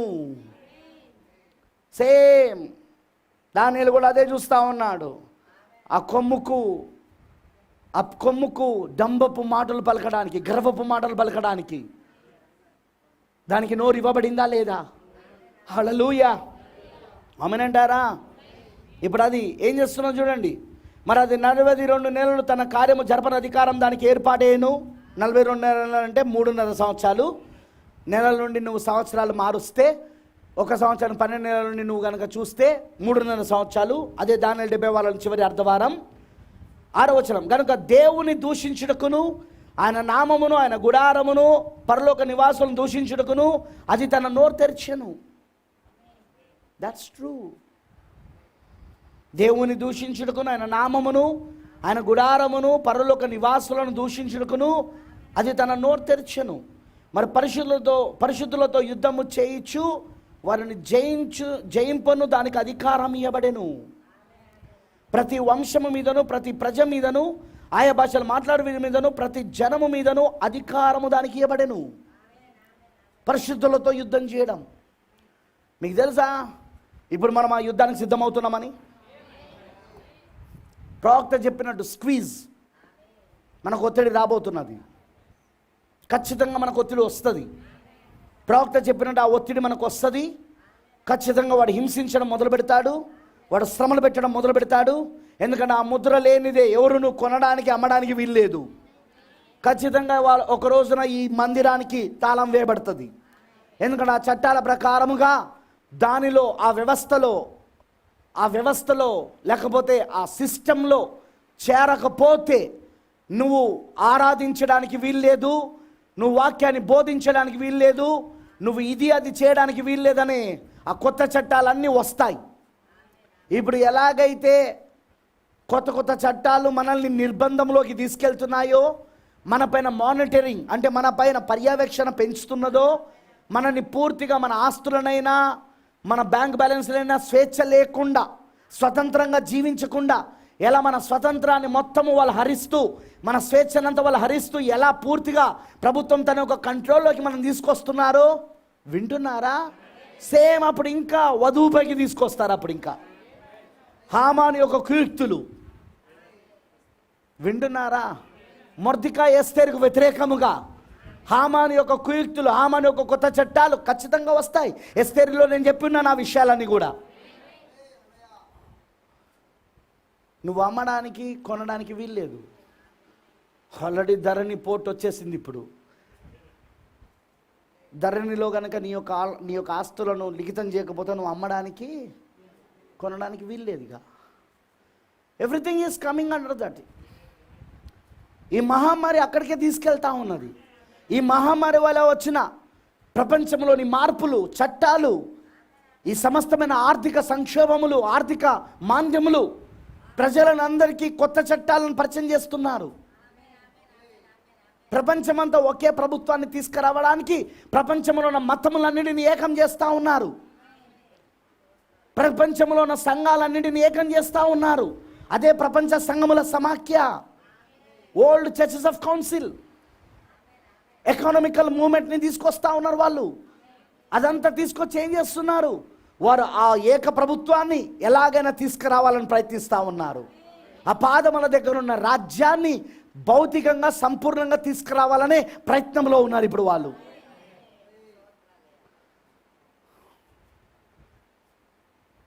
పరిశుద్ధులతో యుద్ధం చేయడం, ఖచ్చితంగా యుద్ధం జరుగుతుంది మనకు. ప్రతిరోజు ఒక యుద్ధంగానే ఉంటుంది. కానీ ఆ సమయంలోనే వాచ్ థర్డ్ పుల్ అన్నాడు ప్రవక్త. మూడవ ఈడుపును గమనించుము. When the squeeze comes watch third pull అన్నాడు ఆయన. ఆ ఒత్తిడి వచ్చినప్పుడు మూడో ఈడుపును గమనించు. ఏంటిది మూడో ఈడుపు? పలకబడిన మాట. వధువు అప్పుడు ఎలా జీవిస్తుందామే? దట్స్ వై పలకబడిన మాట పరిచర్య. ఆమె తనకు కావాల్సిన ఆహారాన్ని ఆమె తన నోటి మాట ద్వారా ఆమె పొందుకోవడం మొదలు పెడుతుంది, పలకమైన మాట ద్వారా. ఆమేన్, హల్లెలూయా. ఆ సమయంలోనే నశించిపోయిన ఇక సువార్త ద్వారాలు మూయబడి, ఇక ఎవరు రక్షించబడకుండా సువార్త ద్వారాలు మూయబడి, ఆ సమయంలోనే ఇక నశించిపోయిన ఆత్మలకు సువార్త ప్రకటించడం మొదలవుతుంది. ఇక అదిగో ఆ టైంలో ర్యాప్చర్ ఎత్తబడ్డ జరగడానికి సిద్ధంగా ఉన్న వధువుకి అదిగో ఆ ఆవలగట్టులో ఉన్న ఆ 7 సంఘకాలలో నిద్రించిన వధువు ప్రత్యక్షమవుతుంది అక్కడ. 40 days మినిస్ట్రీ, 40 రోజుల పరిచర్య, పునరుద్ధానం యొక్క పరిచర్య. మొదటి రాకల్లో యేసు పునరుద్ధానం పొందుకున్నప్పుడు ఎలా 40 రోజులు వాళ్ళు కనబడ్డారో పాత నిబంధన భక్తులంతా, అలానే కొత్త నిబంధన భక్తులంతా 7 సంఘకాలలో ఉన్న ఆ నిద్రించిన వధువు అంతా కనబడబోతున్నది ఆమె. దేవుడికి మహిమ గాక. దెన్ అప్పుడు వారు మనము కలిసి ర్యాప్చర్ ఎత్తబట్టలోకి వెళ్ళిపోబోతున్నాం మనం. ఫ్రెండ్స్, పరిశుద్ధులతో యుద్ధం చేస్తుంది. కొంతమంది చంపబడతారు కూడా. That's true. కొంతమంది చంపబడతారు. ప్రవక్త చెప్పాడు, చనిపోవాల్సి వస్తుంది. కొంతమంది హతసాక్షులు కావాల్సి వస్తుంది, చనిపోవాల్సి వస్తుంది. ఇప్పటికే వాడు కొంతమందిని కరోనా వైరస్ ద్వారా చంపేస్తూనే ఉన్నాడు. చాలామంది విశ్వాసులను ఆయా ప్రాంతాలలో, ఆయా దేశాలలో ఉన్న వాళ్ళని చంపేస్తూనే ఉన్నాడు ఇప్పుడు వాడు. ఖచ్చితంగా వాడు. ఎందుకంటే ఈ కరోనా వైరస్ అదేం ప్రకృతి వైపరీత్యం కాదు, అది మానవ కల్పితమైనది. తెలుసు కదా మీకు ఆ విషయం? అది బైబిల్లో ఒక ప్రవచనమై ఉన్నది. అది కావాలని తీసుకొచ్చింది అది. ఆల్ దీస్ థింగ్స్ ఇవన్నీ జరుగుతూ ఉన్నాయి ఇప్పుడు. యూ విల్ సీ, ఇవన్నీ నువ్వు చూస్తావు ఖచ్చితంగా. ఎందుకంటే మనం పోయిన వర్తమానంలో మనం 7 సంఘకాలాలు చూసాం. ఎఫెసీ సంఘకాలం నికోలేతుల బోధ, నికోలేతుల యొక్క క్రియలతో మొదలై అది బోధగా మారింది. దేవుడు దానిని ద్వేషించాడు. నికోలేతు క్రియలను దేవుడు ద్వేషించాడు. అవునా? ఈ నికోలేతు యొక్క బోధనే ఆ తర్వాత అది బిలాము సిద్ధాంతంగా బోధగా మారింది. ఆ బిలాము సిద్ధాంతమే తర్వాత అది యెజబేలు మతముగా, యెజబేలు యొక్క సిద్ధాంతముగా మారిపోయింది. అది నికోలేతు యొక్క బోధ అది బిలాము బోధగా మారి, బిలాము యొక్క బోధ యెజబేలు సిద్ధాంతంగా మారింది. దాన్ని మనం 7 సంఘాలలో చూస్తున్నాం. ఎఫెసీ సంఘ కాలంలో రోమ్ యొక్క ఆత్మ పూర్తిగా బయలుపరచబడలేదు. నికోలేతు యొక్క బోధగా అది కనబడతా ఉంది అక్కడ. స్ముర్న సంఘకాలానికి వచ్చినప్పుడు సాతాను యొక్క సమాజం, సినుగోగు, యూదుల యొక్క సాతాను యొక్క సమాజం, అక్కడ ఏం జరిగింది? నిజ ద్రాక్షవల్లిని కారు ద్రాక్షవల్లి చంపడం మొదలుపెట్టింది. స్ముర్న సంఘకాలంలో నిజ ద్రాక్షవల్లి, నిజమైన తీగలను, ద్రాక్షవల్లి తీగలను ఇదిగో కారు ద్రాక్షవల్లి తీగలు చంపడం ప్రారంభించింది. ఆమేన్, హల్లెలూయా. మరి మూడో సంఘం పెరగమ సంఘానికి వచ్చినప్పుడు సంఘము రాజ్యము వివాహం చేసుకున్నాయా లేవా? ఎక్కడ? నైసా సభ దగ్గర. అక్కడే చావు దెబ్బ తగిలి మళ్ళీ బ్రతికింది ఆ మృగము. దాని తలలో ఒక దానికి చావు దెబ్బ తగిలి మళ్ళీ అది బ్రతికింది. అదే ఏంటిదంటే అన్యరోముగా అది పూర్తిగా అస్తమించి అది పోపు రోముగా తిరిగి ఉదయించింది. అది పెరగమ సంఘ కాలంలో సంఘము మరియు రాజ్యము వివాహం చేసుకున్నది.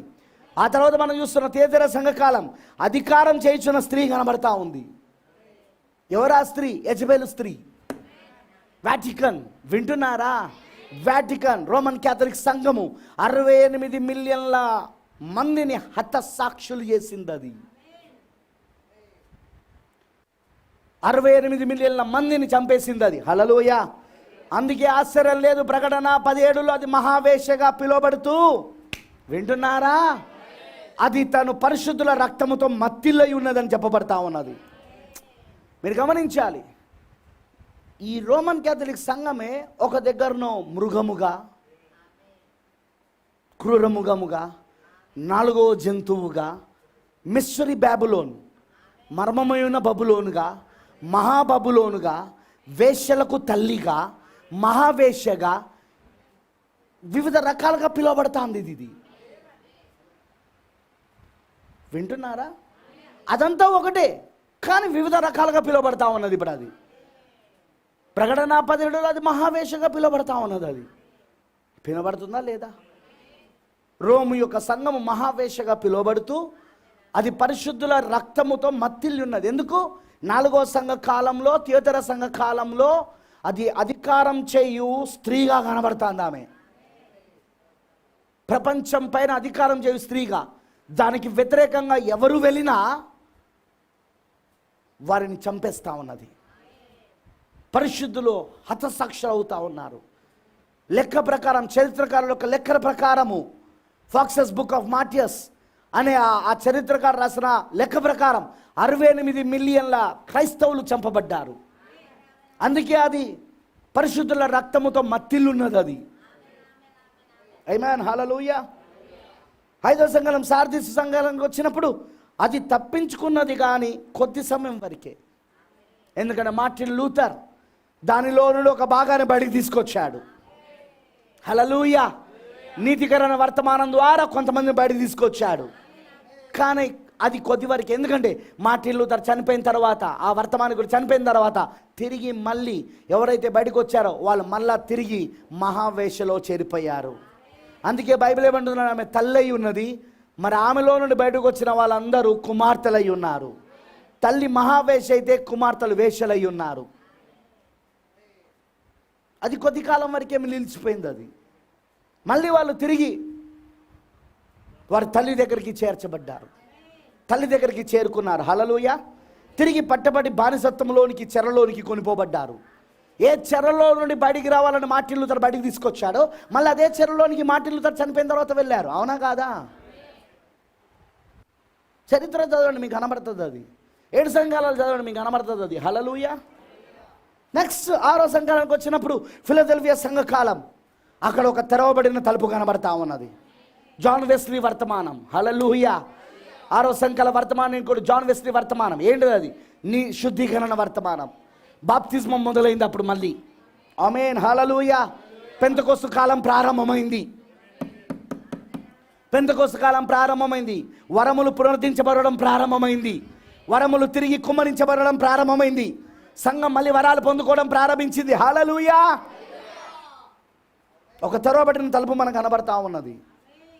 కానీ లవోదికయ సంఘాలకు వచ్చేసరికి మళ్ళీ బయటికి వచ్చిన ఈ బ్యాప్టిస్టులు, మెథడిస్టులు, పిలిగ్రిమ్ హోలినెస్లు, లూథరన్లు, వీళ్ళందరూ కూడా, ఆ కుమార్తెలందరూ కూడా తిరిగి తల్లి వేశ్య యొద్దకు వెళ్ళిపోయినవి.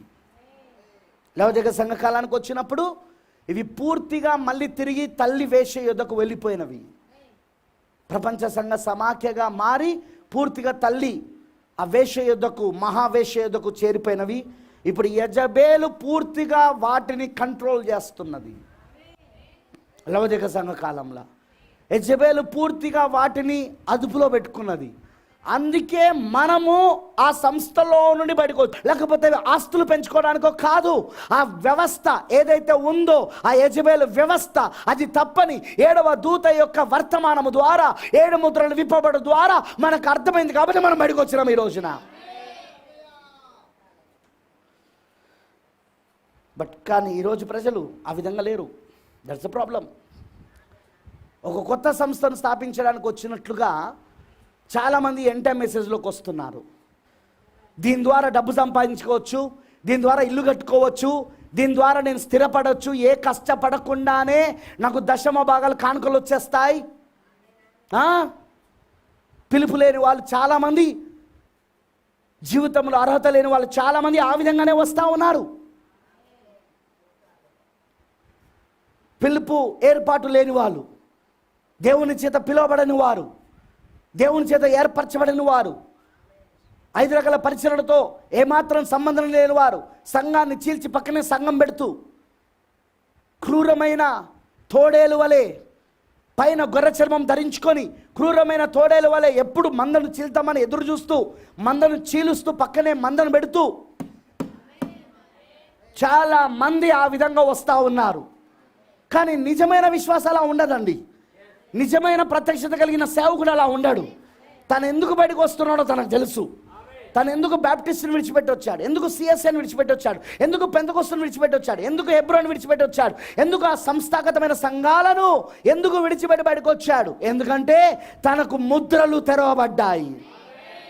ఆ ముద్రలు తెరవబడడం వలన అతని యొక్క ఆఫీస్, అతని యొక్క కార్యాలయం ఏంటో, అతని పిలుపేంటో, అతని ఏర్పాటేంటో, అతని పని ఏంటో తనకు బయలుపరచబడింది. కాబట్టే అతను క్లియర్ విజన్తో, స్పష్టమైన దృశ్యముతో, ఒక లక్ష్యముతో ముందుకు వెళ్తూ ఉంటాడు. అతను తెలుసు ఆ గడియ వాక్యములో వాగ్దానం చేయబడిన లేఖనాలేంటో, అవి ఎలా తన పరిచర్యలో, తన జీవితంలో నెరవేర్పు జరుగుటకు దేవుడు ముందుగా ఏర్పాట్లో నిర్ణయించుకున్నాడో అవన్నీ అతనికి తెలుసు. కాబట్టి అతను దృఢముగా, స్పష్టంగా లేఖనములు గురించిన ప్రత్యక్షతను కలుగొండి స్పష్టమైన దర్శనముతో అతను ముందుకు వెళ్తూ ఉంటాడు. అతను ఎవరి గురించి మాట్లాడుతున్నా? నిజమైన 5 రకాల పరిచర్యలో ఉన్న సేవకుల గురించి, వధువు గురించి మాట్లాడుతూ ఉన్నా నేను. బట్ టుడే, కానీ ఈ రోజున అందరూ అని నేను అంటలేను, కానీ చాలామంది అని అంటాను నేను, దే డోంట్ హ్యావ్ విజన్. వారికి 7వ ముద్ర ఒక దర్శనం లేదు. వాళ్ళకు 7వ ముద్ర దర్శనము ఉంటేనే సంఘము నశించిపోదని నేను ఇదివరకే బోధించిన. సంఘము 7వ ముద్ర దర్శనం లేకపోతే ఆ పాస్టర్ కానీ, ఆ సేవకుడు కానీ, 5 రకాల పరిచర్యలు ఎవరైనా కానీ, లేదా అతని సంఘం కానీ నశించిపోతుంది 7వ ముద్ర దర్శనం లేకపోతే. That's most important. ఇంకా చాలా ప్రాముఖ్యమైనది. ఎందుకంటే అందులో దేవుడు చరిత్రలో చేయడం కాదు, ప్రస్తుత కాలంలో చేస్తూ ఉన్నాడు. ఇప్పుడు ఆయన చరిత్రలో జరిగిన దాన్ని ఎవరైనా చూడగలుగుతారు, కానీ ప్రస్తుత కాలంలో జరుగుతున్న దాన్ని చూడాలంటే నీ కళ్ళకు కాటుక కావాలి. ఆ కళ్ళకు కాటుక పరిశుద్ధాత్మ అభిషేకము, అదే ప్రత్యక్షత అవసరం ఉన్నది. అదొక్కటే నిన్ను చూసేటట్లు చేస్తుంది. అది దాట్స్ వై ఆ కారణమును బట్టే చాలామందికి ఆ దర్శనం లేదు. చూడండి, ముద్రలు. మొదటి ముద్ర క్రీస్తు విరోధ ఆత్మతో ప్రారంభమైంది. తెల్లని గుర్రం జయించుకుంటూ బయలుదేరాడు వాడు. అవునా కాదా? మోసపరుచుకుంటూ బయలుదేరాడు వాడు మోసపరుస్తూ వచ్చాడు. ఆమేన్. ఎర్రని గుర్రము సంఘాన్ని వాడు తాను ఖడ్గముతో చంపడం మొదలుపెట్టాడు. అందుకే అది ఎరుపు రంగులో మారింది ఆ గుర్రం. తెల్లని గుర్రము మోసపరచడం. తెలుపు గుర్రము పైన వాడు స్వారీ చేస్తూ వాడు మోసపరచడం మొదలుపెట్టాడు, సంఘాన్ని జయించడం మొదలుపెట్టాడు. వాడి దగ్గర బాణాలు లేవు కానీ విల్లుతో మోసం చేయడం మొదలుపెట్టాడు వాడు. ఏంటిది? అది మొదటి ముద్ర. కానీ 2వ ముద్ర ఏంటిది? అది ఎరుపు గుర్రము. ఆ ఎర్రని గుర్రం పైన వాడు ఏం చేయడం మొదలుపెట్టాడు? సంఘాన్ని ఖడ్గముతో చంపడం మొదలుపెట్టాడు. వానికి ఇప్పుడు కిరీటం ఇవ్వబడింది. ఓకేనా? వాడు ఇప్పుడు ఏం చేశాడు? నైసియా రోముగా హతసాక్షులు చేయడం మొదలుపెట్టాడు. వానికి అడ్డొచ్చిన వాళ్ళందరినీ చంపడం మొదలుపెట్టాడు. వాని సిద్ధాంతాన్ని నమ్మని వాళ్ళందరినీ చంపడం మొదలుపెట్టాడు. వాని సంఘానికి వ్యతిరేకంగా వాళ్ళందరినీ రాజ్యము మరియు మతం ఏకమై చంపడం మొదలుపెట్టింది. అది హతసాక్షుల కాలం. అది రోమన్ క్యాథలిజం అది. వింటున్నారా? దాని తర్వాత మనం చూస్తున్నాం నల్లని గుర్రము, controlling of the whole world wealth. మొత్తం ప్రపంచం యొక్క ఆర్థిక వ్యవస్థను అదుపులో పెట్టుకోవడం. తెచ్చుకుందా? నల్లని గుర్రంలో తెచ్చుకుందా అది? చెప్పండి. తెల్లని గుర్రంలో మోసపరిచింది, జయించుకుంటూ వచ్చింది. ఎర్రని గుర్రంలో అడ్డొచ్చిన వాళ్ళందరినీ చంపేసింది, హతసాక్షులు. నల్లని గుర్రం దగ్గరకు వచ్చినప్పుడు మొత్తం ఆర్థిక వ్యవస్థను అంతటిని, ప్రపంచం యొక్క ఆర్థిక వ్యవస్థ అంతటిని ఏం చేసింది? అది పూర్తిగా తన యొక్క ఆధీనంలోకి తెచ్చుకున్నది. ఇప్పుడు మనమున్న ఈ కాలం ఏంటిది? ఇది పాండురవర్ణపు గుర్రం. మొదటి 3 రంగులు కలిసినాయి. మొదటి 3 రంగులు కలిస్తేనే పాండురవర్ణపు రంగు వస్తుంది.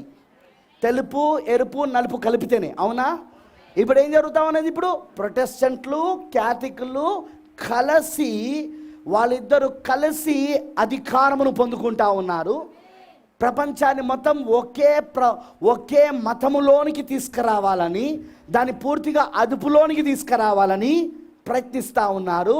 ప్రపంచమంతా ఒకే ప్రభుత్వాన్ని స్థాపించాలని, ప్రపంచం యొక్క ఆర్థిక వ్యవస్థనంతా పూర్తిగా అదుపు చేయాలని వాళ్ళు ఇప్పుడు ఈ పాండురవర్ణపు గుర్రం పైన స్వారీ చేస్తున్నవాడు ప్రయత్నిస్తున్నాడు. వాడు దాంట్లో సక్సెస్ అవుతాడంటే 100%, 100%. ఎందుకు పాస్టర్ గారు? వాడిని దేవుడు ఆపచ్చు కదా. అది వాడికి ఇవ్వబడింది. వాడు అలాగూ చేయబడుటకు అలాగూ వాడికి ఇవ్వబడింది. సేమ్ అదే విధంగా ఈ 4 గుర్రములను ఎదుర్కోవడానికి 4 జీవులు బయలుదేరినాయి. తెలుపును ఎదుర్కోవడానికి సింహము, ఎరుపును ఎదుర్కోవడానికి ఏంటిది చెప్పండి? మనిషిని ముఖము. హల్లెలూయా! అవునా కాదా? దూడ ఎదుర్కొన్నది. అవునా కాదా? అలానే నలుపును ఎదుర్కోవడానికి, నల్లటి గుర్రంని ఎదుర్కోవడానికి ఏం పంపించారు దేవుడు? మనుష్యుని ముఖం అని ముఖము గల జీవి. అలానే ఇప్పుడు పాండురవర్ణపు గుర్రమును ఎదుర్కోవడానికి ఏం పంపిస్తున్నాడు దేవుడు? ఇప్పుడు పక్షిరాజుని. దేవుడు ఇప్పుడు మనకు పక్షిరాజు అభిషేకాన్ని ఇచ్చి, అందుకే ఈ లేఖనములను మనకు తెరిచి చూపిస్తా ఉన్నాడు ఆయన. పొద్దున నేను చదివినట్టు పరిశుద్ధాత్మ ఇప్పుడు పక్షిరాజు వల్లే సంచరిస్తా ఉన్నాడు భూమిపైన. తన ఏర్పాట్లో ఉన్న వాళ్ళను, తను ఎన్నుకున్న వాళ్ళను పిలవడానికి. లోయ్ హల్లెలూయా! దేవుడికి మహిమ కలుగును గాక. ఆమేనంటారా? That's true. Pale horse. ఇప్పుడు మనం చూస్తున్నా ఈ యొక్క పాండురవర్ణపు గుర్రము తర్వాత ఇక మళ్ళీ గుర్రాలు లేవు. ఎందుకంటే వధువు ఎత్తబడతా ఉన్నది ఇక్కడ నుండి. The rapture is happening. 4th seal అంతములో, 4వ ముద్ర అంతములో, 5వ ముద్ర ప్రారంభంలో వధువు ఎత్తబడతా ఉన్నది ఇప్పుడు. ఆమేన్, హల్లెలూయా. అర్థమైన రామని చెప్పండి. కానీ ఇప్పుడు మనం చూస్తున్నామా లేదా? అహాబు యెజబెల వివాహము. మొదటి రాజుల 16వ అధ్యాయంలో అహాబు యెజబెల వివాహము మన కాలంలో చూస్తున్నామా లేదా? అహాబు ఎవరు? ప్రకటన 13లో ఉన్న 2వ క్రూరముఖం. అది ఎక్కడి నుండి వస్తున్నది? అది భూమిలో నుండి వస్తూ ఉన్నది. మరి యెజబెల్ ఎవరు? ప్రకటన 13లో ఉన్న మొదటి క్రూరముఖం. అదే మహావేషగా 17వ అధ్యాయంలో కనబడతా ఉన్నది యెజబెల్. అవునా కాదా? ఇప్పుడు మనం ఆ రెండింటిని చూస్తున్నాం. ఇప్పుడు ఆ 2 వివాహం చేసుకుంటున్నాయా? అహాబుని ఇప్పుడు నడిపిస్తున్నది ఏదో కాదు, యెజబెలు. ఇప్పుడు అమెరికాను నడిపిస్తున్నది ఏదో కాదు, రోమన్ క్యాథలిక్. 1960 నుండి 2020 వరకు ఇప్పటి వరకు ఏది నడిపిస్తుంది అమెరికానంటే రోమన్ క్యాథలిక్.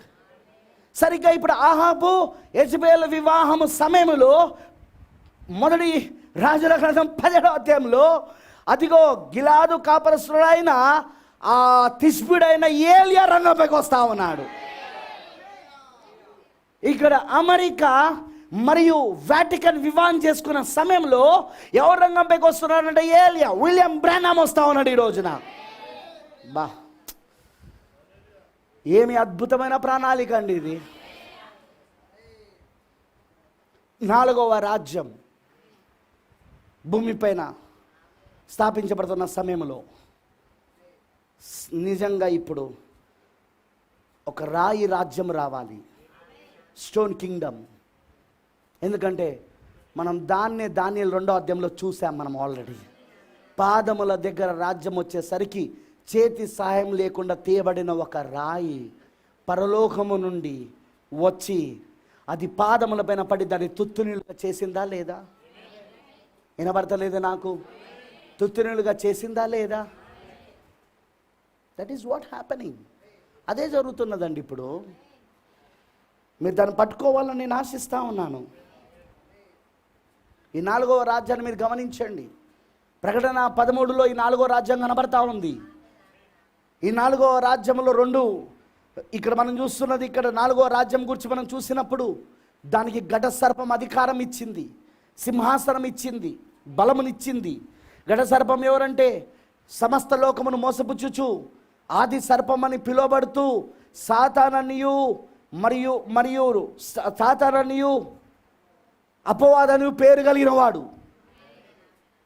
సో ఇప్పుడు ప్రపంచమంతా నేరుగా లూసిఫర్ని ఆరాధిస్తారంటే అవును, అందులో సందేహం లేదు. ఇప్పటికీ ఆరాధిస్తూ ఉన్నారు.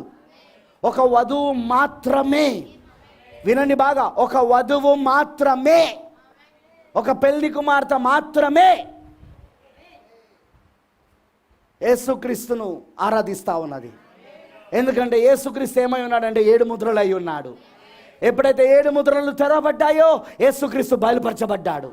అందుకే ఆ 7 ముద్రలు తెరవబడినప్పుడు యేసుక్రీస్తు బయలుపరచబడడం వలన ఇప్పుడు వధువు ఆ 7 ముద్రల్లో తెరవబడిన యేసుక్రీస్తుని ఆరాధిస్తూ ఉన్నది. ఇప్పుడు ఆమె తెరవబడిన వాక్యాన్ని ఆరాధిస్తూ ఉన్నది. ఇప్పుడు ఆమె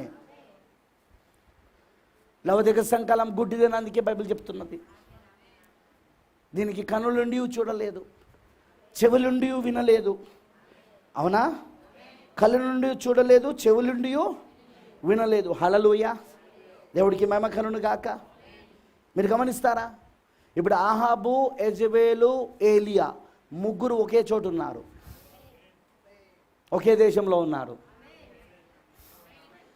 అలానే ఇప్పుడు ఆహాబు, యెజబెలు, మన కాలంలో ఆహాబు USA అమెరికా, మరి యెజబెలు వాటికన్, మరి ఏలియా ముగ్గురు ఒక చోటనే ఉన్నారు. ఇప్పుడు 2వ క్రూర ముఖం వెనకాల మొదటి క్రూర ముఖం ఉండి నడిపిస్తూ ఉన్నది. ఇప్పుడు మొదటి క్రూర ముఖమునకు 2వ క్రూర ముఖమై ఉన్న ఈ USA, ఈ అమెరికా మొదటి క్రూర ముఖమునకు అంటే ఆ వాటికన్కి ఒక ప్రతిమ చేవలనని జనులను బలవంతం చేస్తూ ఉన్నది. మరి ప్రతి వారు ఆ ప్రతిమకు మొక్కవలనని, ప్రతి వారు దాని ముద్ర వేయించుకోనవలనని, దాని పేరేనును దాని ముద్రేనును మీరు కలిగి ఉండాలని చెప్తా ఉన్నది. అవునా కాదా? ప్రజలను బలవంతం చేస్తూ ఉన్నది. అవునా కాదా?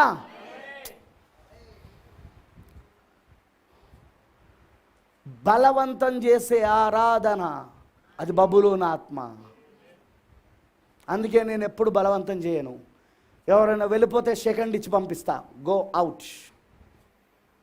కొందరు అంటుంటారు, పాస్టర్ గారు వెళ్ళి వాళ్ళతో మాట్లాడవచ్చు కదా, పాస్టర్ గారు వాళ్ళను తీసుకురావచ్చుగా.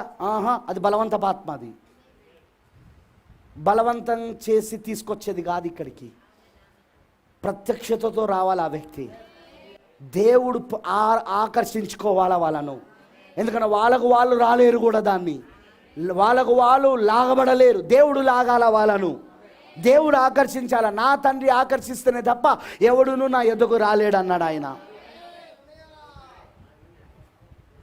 అందుకే నేను ఎప్పుడు చెప్తుంటాను సంఘంలో, ఎవరైనా వెళ్ళిపోవాలనుకుంటే నాకు చెప్పండి, సెకండ్ ఇచ్చి పంపిస్తా.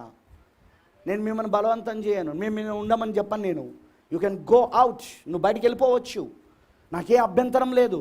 ఎందుకంటే ఇదంతా ముందు ఏర్పాటు.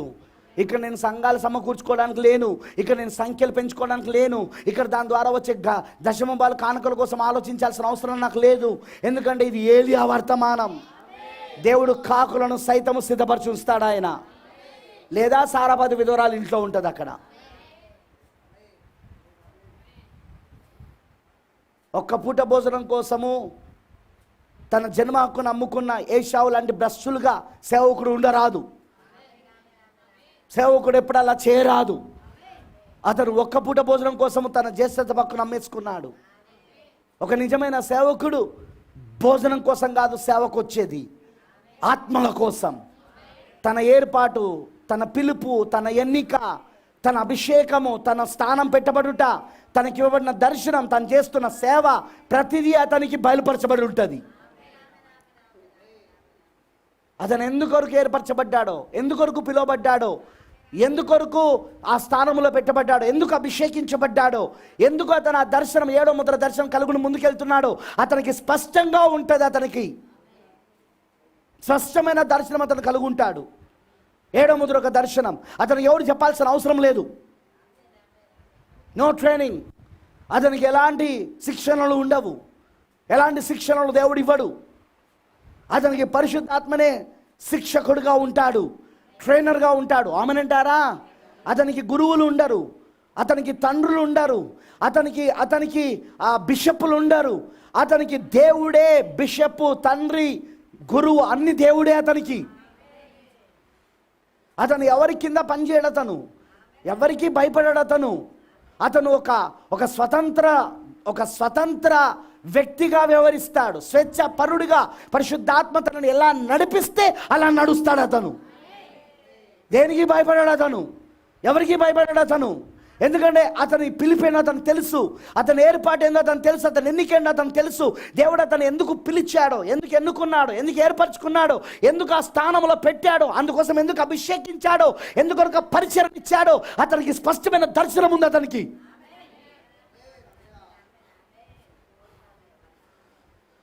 రాజీ పడని విశ్వాసముతో వాక్యములో నిలబడతాడు అతను. మీరు ఏలియా తర్వాత ఎలీషాను అలానే చూస్తారు. ఏలియా ఎలా ఉన్నాడో ఎలీషా కూడా అలానే ఉన్నాడు. Same thing. ప్రవక్త ఎలా ఉన్నాడో 5 రకాల పరిచర్యలు కూడా అలానే ఉంటాయి. ప్రవక్త వలె వాళ్ళు కూడా ఉంటారు. ఎందుకంటే వాళ్ళు ఎలీషా ఏలియాను చూస్తూ మినిస్ట్రీలోకి వచ్చారు, పరిచర్లోకి వచ్చారు. ఏలియా పరిచర్లో ఉన్నాడు అక్కడ, ఏలియా పరిచర్లో కొనసాగాడు అక్కడ. ఆమెనంటారా? ఏలియా పరిచర్య ఏంటో అతనికి తెలుసు. అలా ఉన్న ఈరోజు ఈ కాలపు ఏలియా విలియం బ్రెనహం పరిచర్య ఏంటో 5 రకాల పరిచర్యలు వాళ్ళకి తెలుసు అక్కడ. వాళ్ళ ఆ పరిచర్లో కొనసాగబడిన వాళ్ళు. ఆ ఏలియా పరిచర్య ఏంటో ఈ 5 రకాల పరిచర్యలు వాళ్ళకి తెలిసి ఆ ఏలియా పరిచర్లో కొనసాగిన వాళ్ళు వీళ్ళంతా. అందుకే ఏలియా ఎలాగైతే ఈ సంస్థలతో, ఈ మత శాఖలతో, ఈ వ్యవస్థలతో ఎలాగైతే ఆయన ఆహాబు యెజబెల్ విషయంలో రాజీ పడని విశ్వాసంతో వాక్యముతో నిలబడ్డాడో, ఇప్పుడు 5 రకాల పరిచర్యలు కూడా అలానే నిలబడతాయి.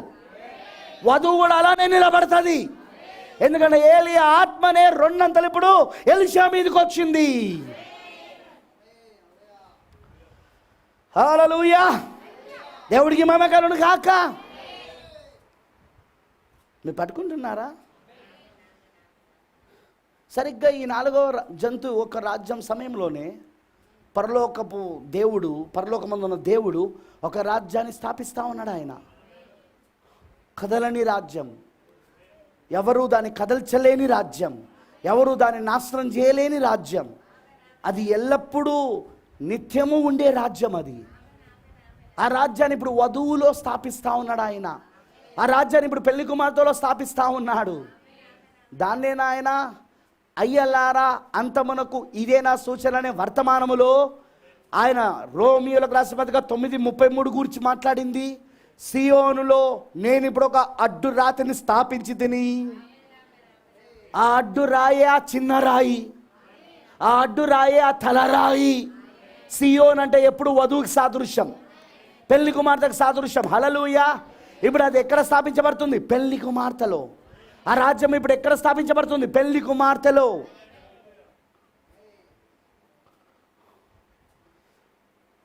ఆ రాజ్యంలో సభ్యులు మీరు. ఆ రాజ్యములోకి ఎలా వెళ్ళగలరు? క్రొత్త జన్మ ద్వారా, తిరిగి జన్మించడం ద్వారా. ఆ రాజ్యంలో చేరే మార్గం లేదు. సంఘములో చేరొచ్చు, కానీ రాజ్యంలో చేరలేవు. ఆ రాజ్యంలోకి నువ్వు వెళ్ళాలంటే జన్మించాల, నువ్వు క్రొత్త జన్మ పొందుకోవాలి. నీటి మూలంగా, ఆత్మ మూలంగా జన్మించబడాలి. ఆమేన్. హల్లెలూయా. ఆ రాజ్యానికి రాజెవరు? ప్రభువైన యేసుక్రీస్తే. ఆయన నీ హృదయం అనే సింహాసనం పైన ఆసీనుడై ఉండి రాజులకు రాజుగా, ప్రభులకు ప్రభుగా నీలో నిన్ను పరిపాలిస్తాడు ఆయన. లూకాసు వార్తలో యేసుని అడగలేదా? పరలోక రాజ్యం ఎక్కడున్నదంటే పరలోక రాజ్యం ఇక్కడున్నదని అక్కడున్నదని చెప్పవలదు, కానీ అది మీలోనే ఉన్నదన్నాడు ఆయన. ప్రైజ్ ది లార్డ్, హల్లెలూయా. ప్రియమైన దేవుని పిల్లలారా, నేను ముగిస్తున్నాను. మీ అందరికీ ఇక్కడ వరకు అర్థమైంది అనుకుంటున్నాను. దిస్ థింగ్స్, ఈ విషయాలన్నీ ఒక వధువుకి తప్ప ఇంకెవరికి అర్థం కావు.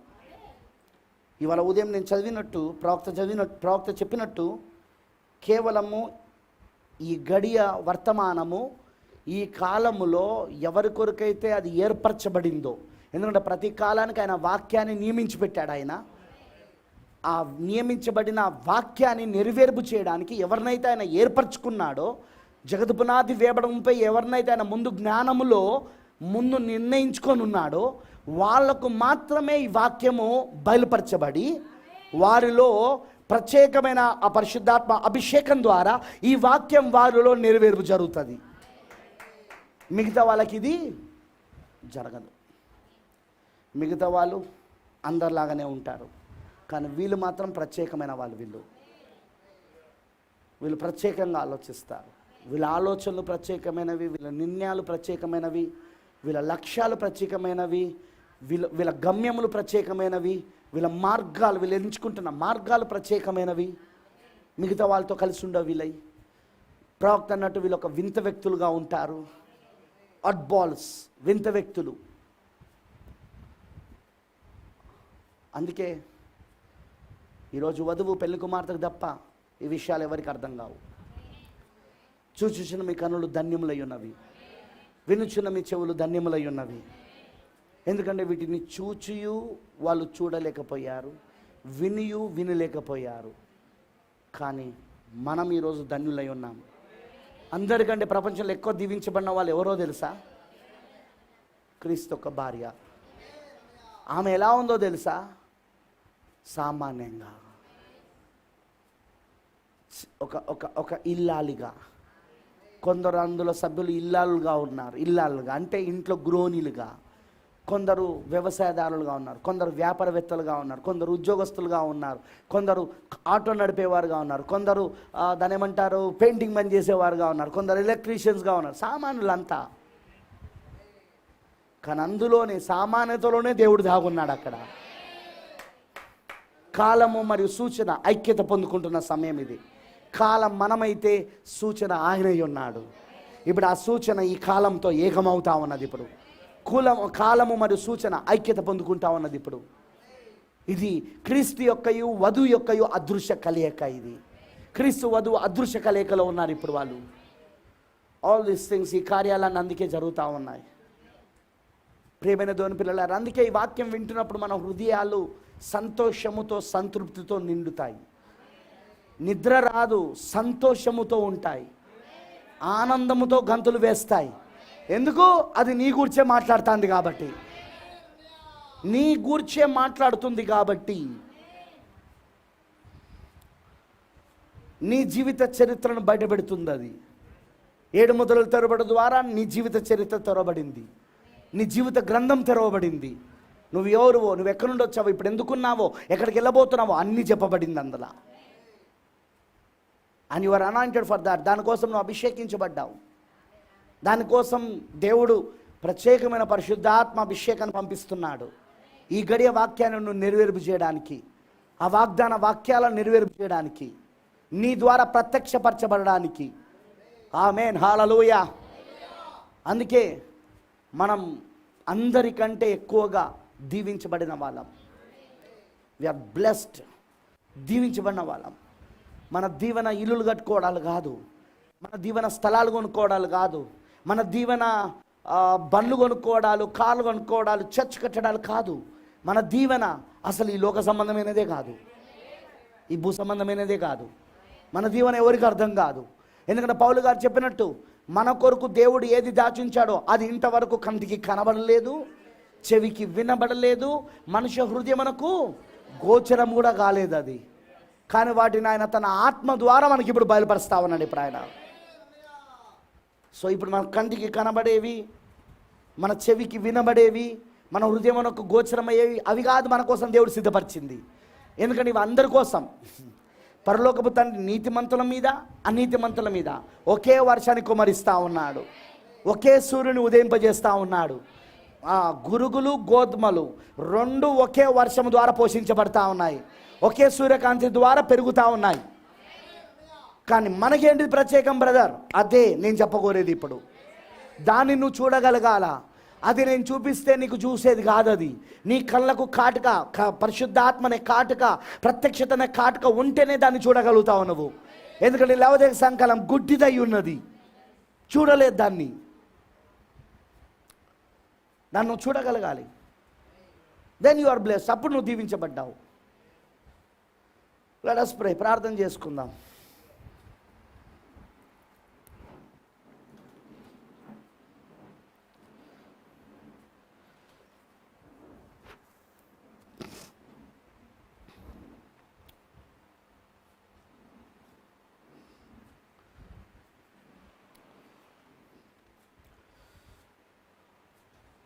పూర్తిగా మనం దేవుని సమర్పించుకుందాం. ఎప్పుడైనా గుర్తుంచుకోండి, ప్రార్థన అన్నప్పుడు మనం రెండు చేతులు పైకెత్తి సమర్పించేసుకోవాలి. రెండు చేతులు పైకెత్తడం అంటే నేను నీకు లొంగిపోతున్నా ప్రభువా.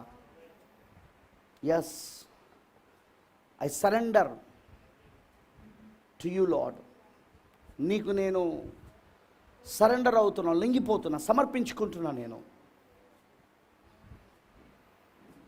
ఎప్పుడు హృదయములో ఆ భావన కలిగి ఉండాలి. మనం వాక్యం విన్నప్పుడు, నువ్వు ప్రార్థన చేద్దామన్నప్పుడు నువ్వు సరెండర్ కావాలి ఆ వాక్యానికి.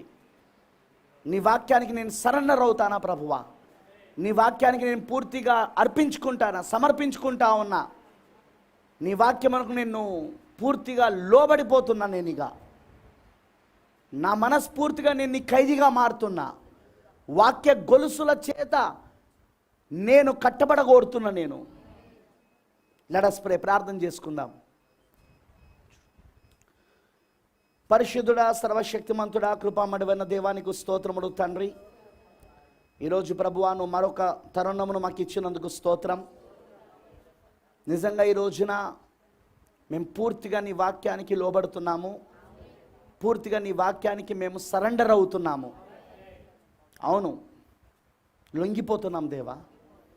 నీ వాక్యము మాలో పూర్తిగా శరీరధారి కావాలని, మాలో ప్రత్యక్షపరచబడాలని మేము ఆశిస్తూ ఉన్నాం ప్రభువా. సహాయం చేయి మాకు. వచ్చిన నీ పిల్లలందరినీ దీవించు, ప్రతి ఒక్కరిని ఆస్వాదించు. ఈ వర్తమానం ఎంతమంది అయితే వింటున్నారో వాళ్ళందరూ ఆ రాయి రాజ్యాన్ని పొందుకుందురు గాక. ఆ రాయి దేవుడి రాజ్యాన్ని వాళ్ళు ఇప్పుడు పొందుకుందురు గాక. అది వారిలో స్థాపించబడును గాక. వారు ఆ రాజ్యంలో సభ్యులుగా ఉందురు గాక. నువ్వు రాజుగా వాళ్ళ హృదయం అనే సింహాసనం పైన ఆసీనుడై వాళ్ళని పరిపాలించాలన్నది నా ప్రార్థన అయి ఉన్నది. ఎందుకంటే ఆ మిస్టికల్ బాడీ ఆఫ్ క్రైస్ట్, క్రీస్తు ఒక మర్మయుక్తమైన శరీరము, వధువు ఇప్పుడు నీ చేత నడిపించబడతా ఉన్నది. నీవే భర్తగా ఉన్నావు, నీవే ప్రభువా మాకు రాజుగా ఉన్నావు. ఓ నా భర్త, ఓ నా రాజా, నువ్వు నా శిరస్సును నన్ను నడిపించమని ప్రార్థిస్తున్నాం. మమ్మల్ని అందరినీ నడిపించు దేవా. తప్పకుండా నీ కృప మాకు దయచేయి. మా ఆలోచనలు, మా నిర్ణయాలు, మా మార్గములు, మా గమ్యములు, మా లక్ష్యాలు అన్నీ కూడా ప్రభువా నీ వాక్యానుసరమై ఉండాలి. ప్రతిదీ నీ వాక్యానుసరమై ఉండాలి. అలా మేము పూర్తిగా వాక్యముగా మారిపోదుము గాక. వాక్య రూపములోనికి, వాక్య పోలికలోనికి మేము మలచబడదుము గాక. పూర్తిగా వాక్యముగా మారే భాగ్యము దయచేయి. ఆ కృప మా అందరికీ ఇవ్వమని వచ్చిన బిడ్డలందరినీ నీకు అప్పగించుకుంటూ, నన్ను నేను సమర్పించుకుంటూ, అందరికీ నీ దీవెనలు, ఆశీర్వాదములు దయచేయమని యేసుక్రీస్తు నామములో ప్రార్థిస్తున్నాను. ఆమేన్. God bless.